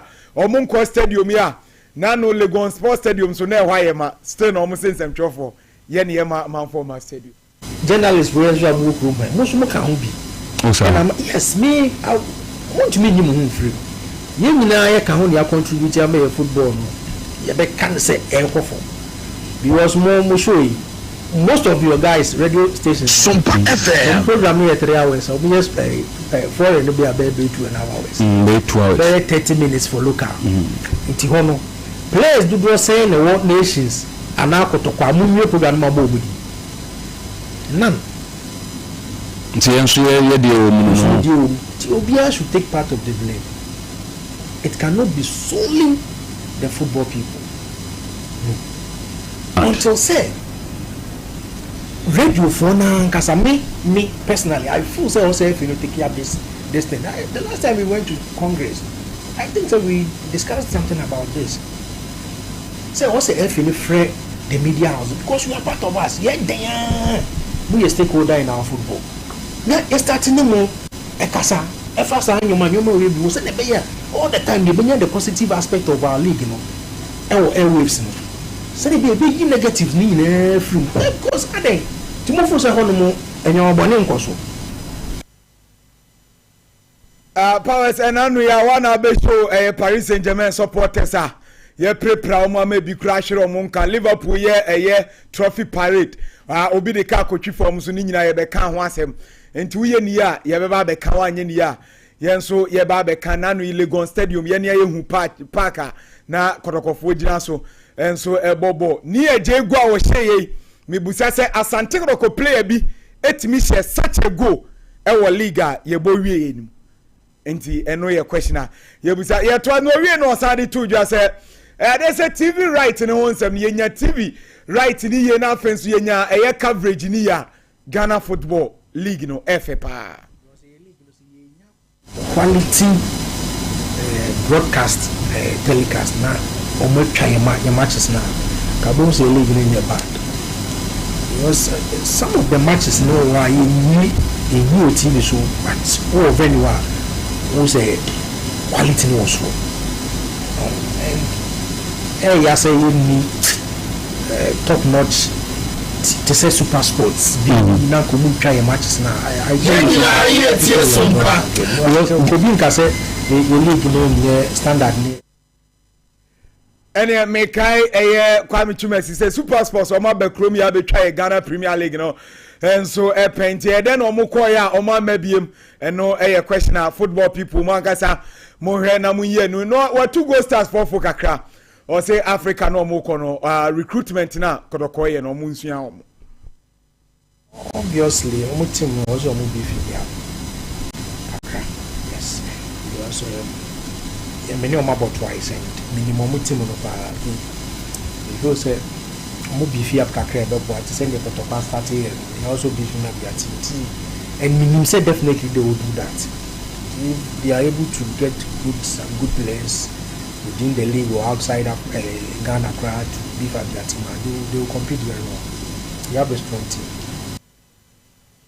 Eno Kwame Chumesi dankwa ono enkane no CEO Edema Nations FC eno de sansem no enso etimi to Ghana Powers football no emfaso ewom no bebre ye mame alewa acheche mu kakra se Premier League eba ba bia ni no emfaso a e de abro mu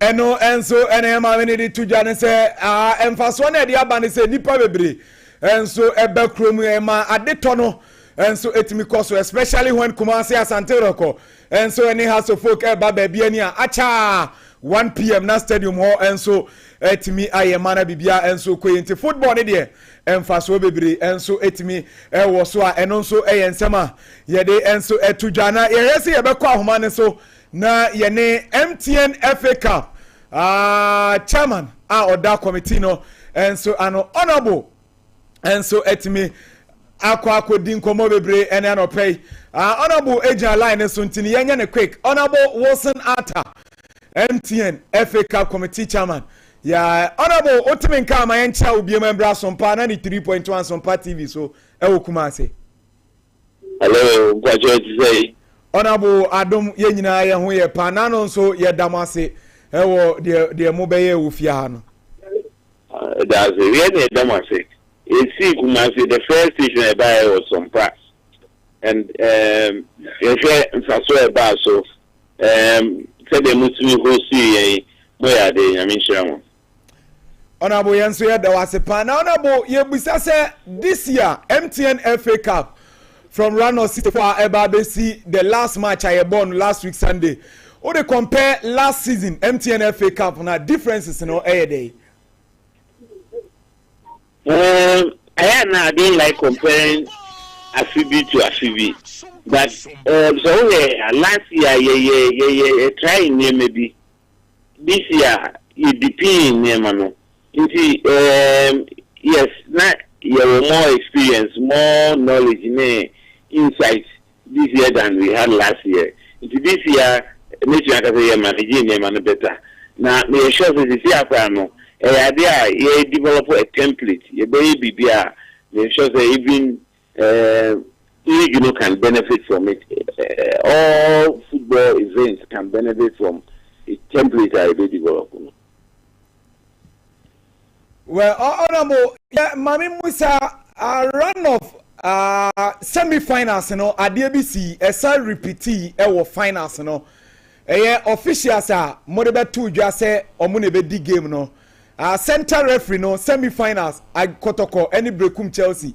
Yeah, best start game, no, na assistant. Finals, and then so, assistant, among monk for baby, complaining. And no, your person can clarify issues with Edma, said the bear will be a benyan won't here. But I'm also a man who will be complain. No more complain is there. What is the complaint about? Argentina na Selom Yao Bless and a center referee.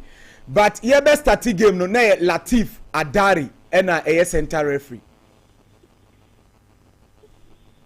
So many referees management committee chairman, and I mean, I appointed referees. Oh, you're on. But I know, say, in the wisdom of FIFA, no, they appointed 4 officials, 2 assistants, and 1 center. Now, another one of veterinary center.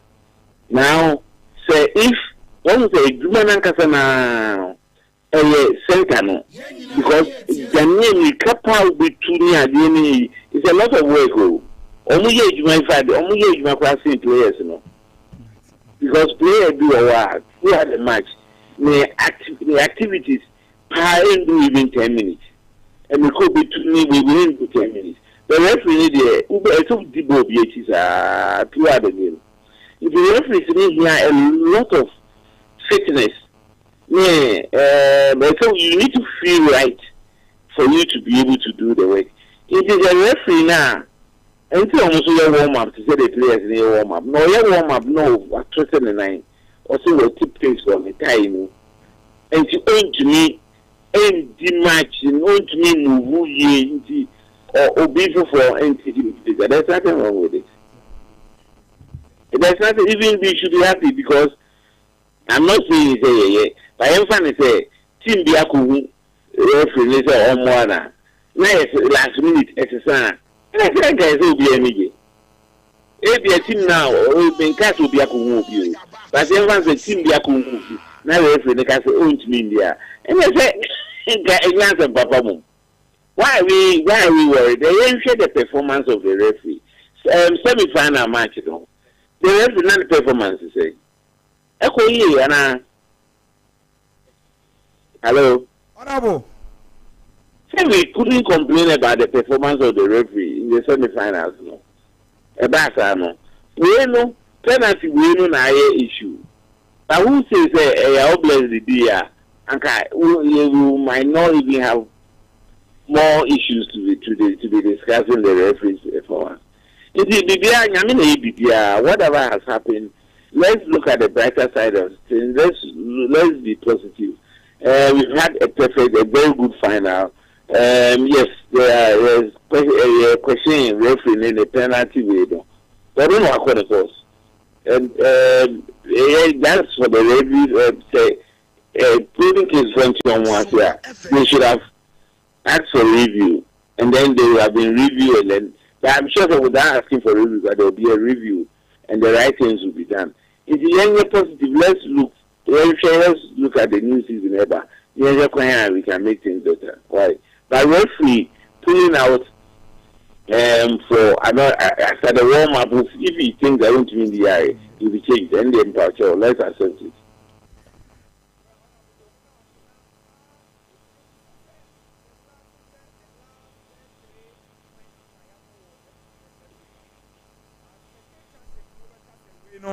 Na soro pa attendance no na massive obia ni je they were supporters ne ba in their numbers to come and cheer their teams up no obi busa said na mo this time mo ye ne right to make sure say ye benya huge crowd we ewo UG stadium ho. There isn't the exciting thing where I think I can count is the other two kind of na near back to school kwala crowd the count na patronage in the next no. We embassy a collab. Sure. We get on tickets. This time I get on tickets. But the reason why you need to look at they say this time we went through the full cycle of promotions.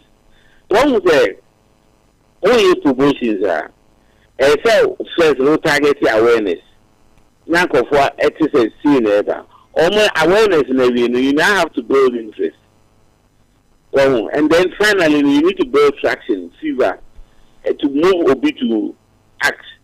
It is 3 stages, but most of them, we don't have the resources, we are not able to leverage it. But this time, this particular final, so like I told you to say, radio syndication. Yes. And the radio stations are almost broadcasting live, you know. Yes, any LP and Nigerians are almost boy for the promotion of this final. and omo boy. But as well, no. Yes, honorable. If you omo boy advert a year for interest and attraction near the no. I know we on the floor. Yeah, to me, a TV consortium as well, and TV stations are almost almost about adverts near there, interviews near there. If the promotions in a year and this time, no, better than any promotions I hear. Not even last time much. Promotion I was professional, proper event promotion plan and full promotion because we had a lot of radio stations who were obliged to play adverts in only at their own years.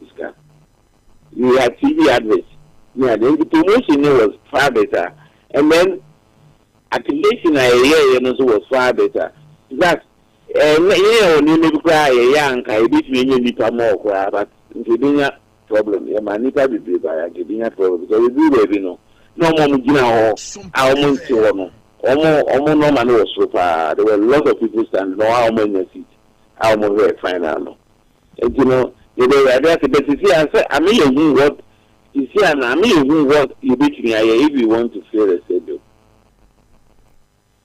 And of course, MTN FA Cup and also pursue the attraction. The ball legends of Kotokodele, go at me again. Yes, honorable, I can't send baby of ya. And all 30 ball boy. Yeah, Francis.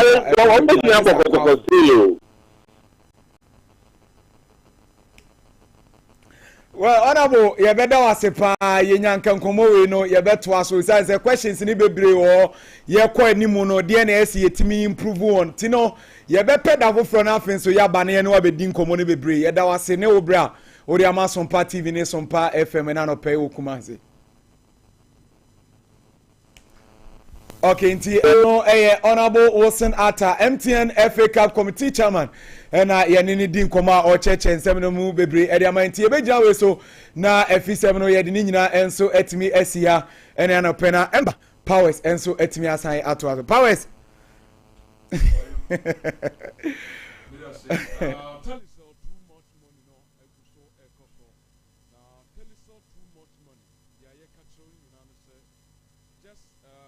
Just buy 5 Ghana cedis airtime. Now it they used to. Now the very moment obeto airtime no say say we use we that's how they bundle we use as a bundle and I say what the year call no you automatically enter into that draw. I just say week biano ye chesika e sha say from Delhi every day we be to me and winning 100 Ghana cedis every week we be to me and winning 20,000 Ghana cedis and of course the grand prize of 1.2 million Ghana cedis. Ningina a telecell from penny for and a diaba. Telecell too much money. Ewe drama so. Shasia ne use your sim. You can dial star 500 hash star 500 hash and then also wodo washim na bibian so etumi aye kama. Telecell too much money. Promo no ene eguswa ekoso. Diamond Scientific Research and Alternative Medicine Hospital.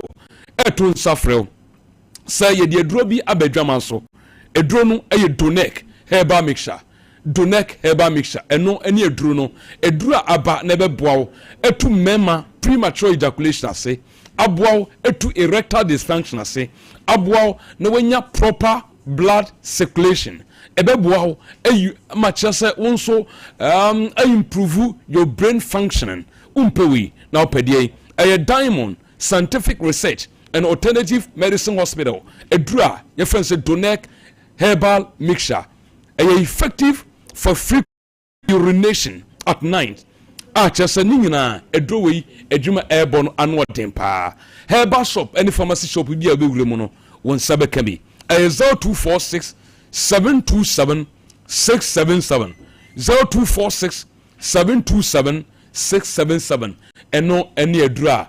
Ye do one dance here, Eddie Chow. Mammy Yas toothpaste, a portion on was swapper. Yas toothpaste, a portion dra, a bow gum, gum, a aye dang, a bow, a prevented your friend say cavity issues, a bow, Emma, solve the difference gum bleeding ni nyina yas toothpaste enkomo no mesra wo enum kankan the difference halitosis etu ase kura apreprechire edema umpe yas na opedien mesra wo se your variant miensa blue one no ho green one no ho and of course red one no your brushes hard one and dia ano so inkwara any penifo nyina no modie ewadwama so Lister Company Limited one and omoye kofare by one omakwa kofa enso ediaba Tabita Clinic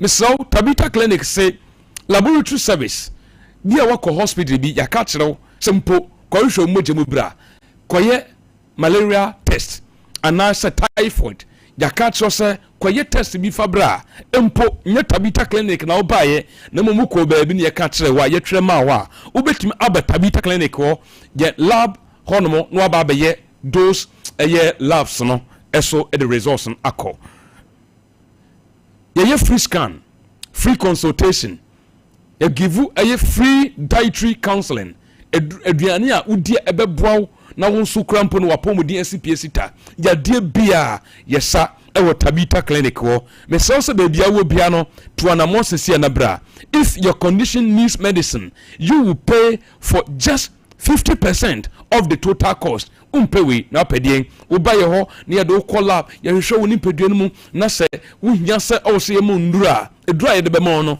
Tabita Clinic se ya chemu mienu se ye 1000 a wo betua 500 se ye 500 a wo betua 2.5 for ye sese na ye ninkomo e wo 020 234 7647 020 234 7647 ofreya ebeje so da biara da anopa na otwe ekosi ewia no nan ene ye adwuma Sir Prince Bremwe.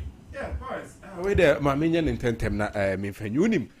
This issue of ensem for SA timi project name bi no see ya kan one asem bebre but always you can say you make just one statement because o tie nsem a Mr. Chumasi enra no enkoma no ni edi awon say wo kwa no time and common course no make some scenarios be some points be a say we also do our part here but one thing as a comparison ni oh you call outsider and a Manchester for and a Chelsea for and a Madrid for mo game ayente negative news no and to kwesi wo honom be dey and to kwesi and no can say look this is the reality on the grounds say yebo a UEFA Champions League yebo all these competitions now and to kwesi Emma for prepare na ade no right after send niema ni nyina akoso awie no we see people those at the helm of affairs or mukuta authority no sanctioning punishment to the deserved people yentia se ne ete samanfo ya che amanfo akogum obetimi racism chant ni achina kotum ni afine no are we not here ayete sa niema ni bebre powers yete se bia fans we o makosted mu akobubu nkunya yesi a ye fine team kro no yeah, those people no see why you be who video no say oh you know you are being caught directly and you get your fine. Enti akwa say almost sanction out punishments to the deserved people as you punish you. But I say is it the same thing here? Ye ba bobo, ye be kwa stadium and to kwa besi obi be ye we and ye man ensem fatankwa be koso. But ye say how many times do we see those people I sanction punishments to them in that kind of airway to say the outsiders near. Because they say I'm not say we are there people like the Parisians no.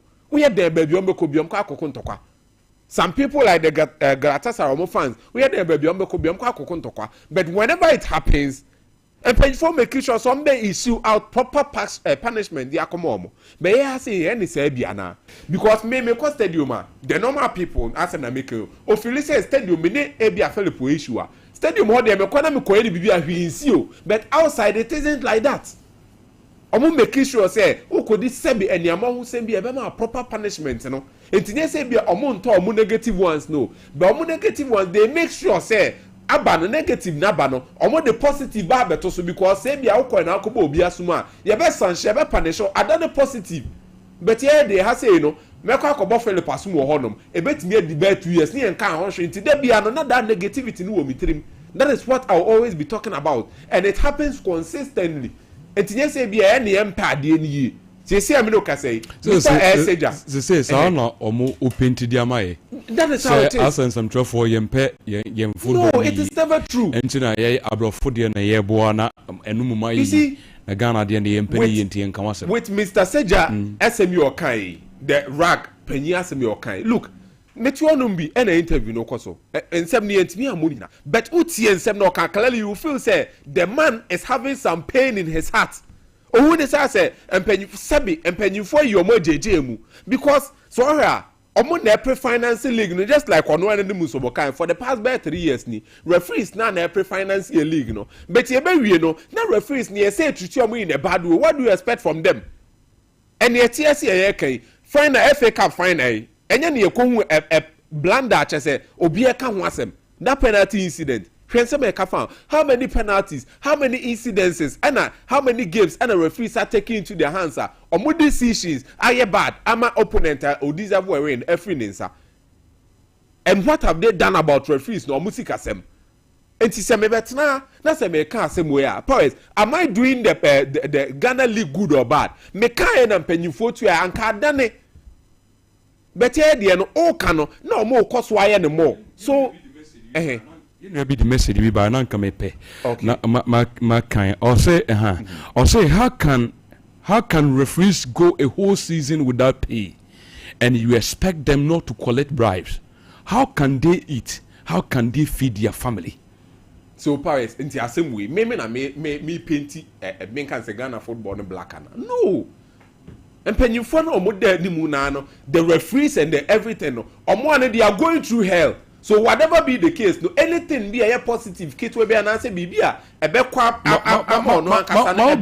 ma brand sumbrem kakra na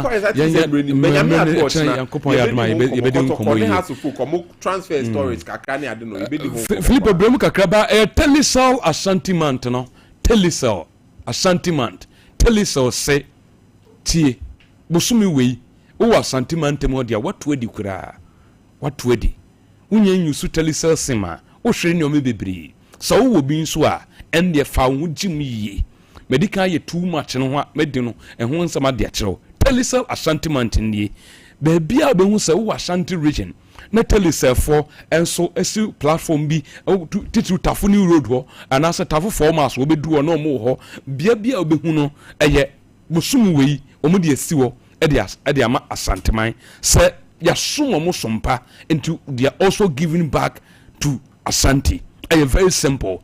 Bebre e wo a odu hu sem a onso obedi baako ene too much no fa hu sem baako enso ye sen keke enso fa hu sem na Telecel say grand sale exhibition bekoso Sala Fest ebekoso plus our Telecel Foundation almost really free digital training and health screening ni nyina ekoso ewa Asantemantemwa Telecel almost say en almost share ye enumunyam musumi we bro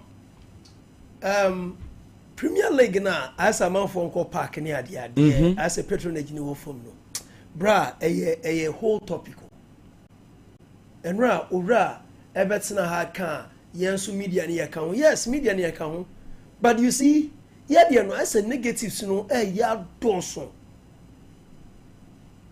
obi atrewo yeah that is a Facebook page a true messaging say how can a referees go entire season say into your moka what do you fan say who could the referee who fi Kumasi Kwatamale before be Kwatamale one who seek a Kwatamale who could the referee who rien swa was wabasi can baba later into on that score no and also on that in that stead no how do you then manage your home into I say yesika sam no in general no I say nko yesa and we are one of the major factors and one your leg you know is not well marketed. That is why you sponsors. And then leg na yebono who are the title sponsors? Why mo no mo title sponsors? But leagues na and then you bet na you can want some manfo bebre etie no. Do you know what? The leagues are well marketed to the extent that and offer baby let me tell you and bet na starting all the time. Start to say work Ghana Premier League and what have you. Now you say for sign a bit you. Let's be your objective. do you know what? Those were the days and gone are the times are. Those years and those years no me kai secondi Jendu Park then. Sakodoko eba secondia. At least give me at 3 p.m. Obi crowd court stadium Echo Park da ho. Because when one year sa on your seats, on your baby insana. And what better crowd are the 2 best teams Wise ne Hazakes. So Wise ne Hazakes crowd bar. Sometimes I attendance no cry perform sefim. Just say everything Ghana no. I say there is your DB friend dwindling effect. A dwindle. You bought a whole league. Any league that is a title sponsors. And how do you expect the league to flourish? And then compare your prize monies to the leagues in the sub countries are. You have some football mad countries in Africa. Men kwabruchi. Now, Kasana may go in North Africa or to some extent South Africa. Compare your league to the leagues of countries or many football mad countries in Africa. Now, I say, where do we rank? Into a lot of factors been a year lucky for us to get there. And yes, I've been your tasting biono. And I say, those who move you on many tastes of Beko Stadium, I go record of matches, I go out of hook matches, and what have you know. We have a long way to go and your media no kwa. No kwame down ono by Canada. Why Canada say media no? We have a lot. Say you preaching goodies. You painting good pictures about Ghana Premier League, and I say about Ghana football. Yes, members now in some year about a Ghana League, but then no. I say 7 producer. Omona products in your media no. They have to also make sure so that media also will follow suit. So then no. Me say you call lines so far yet for but ask Joe say GFA is acting like Adam in the Bible. When we enjoy Gaza. Adam yes. It's Adam in the Bible. Okay. Thinking about it, that is the only. Debbie, the upper channel say, they are meeting us and say, oh, say, a rather the true no share Adam, sir. So on so. Bra, mra, a rather by our mother, Diana. I saw Barna out in the Bremina. Instead of so or no bear man on taking the responsibility of the garden, he was pushing blames. He was blaming Eve. That's very true. And in other meanings also, say Nyankopon man dey crazy. When mo ndi adua. Aye. Oba no kodi no ode bra wo be man. So ulim pa say we ni crazy be di. But odi. So in other meanings, so e say empenyimfo ni nim pa say this is what we have to do. And that's all ye, but they are not doing it. So biblical meaning no. GFA is acting like Adam in the Bible. Wow. Thanks so much. Young cock lines in the sona yeni for in casa 0548931931 0548931931 0551931931 also free braso na yeni nkomo nsama hodo ayedi nkomo yi wadwen kire wasem musa watenye ehuhia yen. First caller on the line. Hello, good morning. Good morning. Ember Power, Bakope. Ana nini ana? Ana ni kujuku. Ana ni yenkwe. Ya le peso Sompa from Ember Baso. Na Ember etre what company for. Ye ada chindia oti player fufudi. Etra mo say afidi MP ko stand dia. Anya you can that to you the quality e. Ndio ya let's be 4-5B. Nobody was see media atchimano. On the way to Nala, and there's almost a way that so I am moving to Scabra. The Channel, Montanam Vancho, Africana, every Yamayan. It's for Nabaso. And then basically, the bought Empire said, you have one of your Mamma. But smart in the also move over Kingdom. Next caller, good morning. Too bad, went to me and Jinaso. Good morning, sir. Hello, good morning. Emma. Yes, sir. Emma, we are solo model. Young Quay. I can't say one assembly. And not from Power to show what your mama Bedano. Emma, my more only ever just putting number so far. Now I'm in church and my Suari. I cannot look at you here and send for Postamano. Now, I can't make say, lady number we have got the poetic Africa. The Africa. Okay, Sunday, March, I bought against a golden kitchen man. En parodo na ka se ko performance no e de Africa. By interest you are Ghana Akosi Africa IMC members no. O ti be recruitment o mo ye dem ko tan ko no. For to ye to dig ne se ko Africa. O ti say ngi ye mo pen for na ba so ne show mo kwa te players no mo tan no mo tan quality players. Ye do mo ko Africa na e be ko ni ne te ka Ghana so ni amane ma kon kan Ghana. Medase Solo. Next caller. Good morning. Hello. Hello. Yes, sir. Hello. Good morning, Pacho. We didn't be free.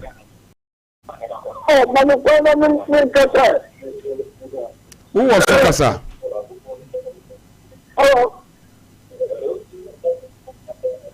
Hey, what can you?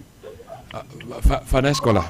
05 okay 0551931931 0551931931 0548931931. Next caller we didn't be free. Hello, good morning. Hello.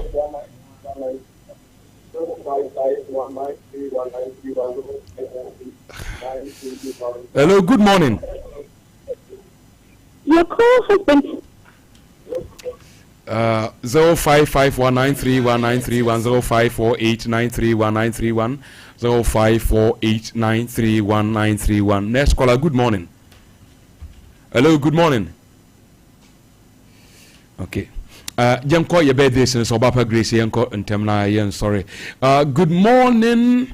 A special birthday to Esinam of Ejuso Kwamo ene eye ba Esinam Ejuso Kwamo na wada na mumwa me na yenhwe na yenfiri wo yenua kechiri obi Sompa ana osiemfa platform we so na ahofedua beautiful stick yen wishing awodapa happy birthday enko emao.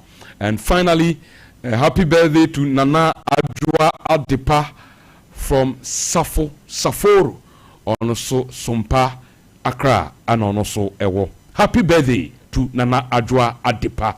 Happy birthday and come on Oba Osono and Fidia Safu wife no nana. Winning movie. Ya frame Ember Power me gina timni ni nyanemu edem ase bebre se efri nonkun pam moni ya atena ebebisi sampempen so ewade yakopon entena nim mfankyere o empire bone se dia wuye bia no ewade emane nsiwiye ye kwa Accra Sompa Accra akwa Media News enu achin sofumame ohini ni ba beto so what Sompa enkomo etina no pa ebesan so adi ehia wote Philippo nka Sir Prince ejekum Blanks in Orlando Mr. Wack as the producer. MCR, one and only. Obapa Greece. Eninia Unisys Kwabena Asante. Your friend Ember Power, Yakro Bibia. Bye bye.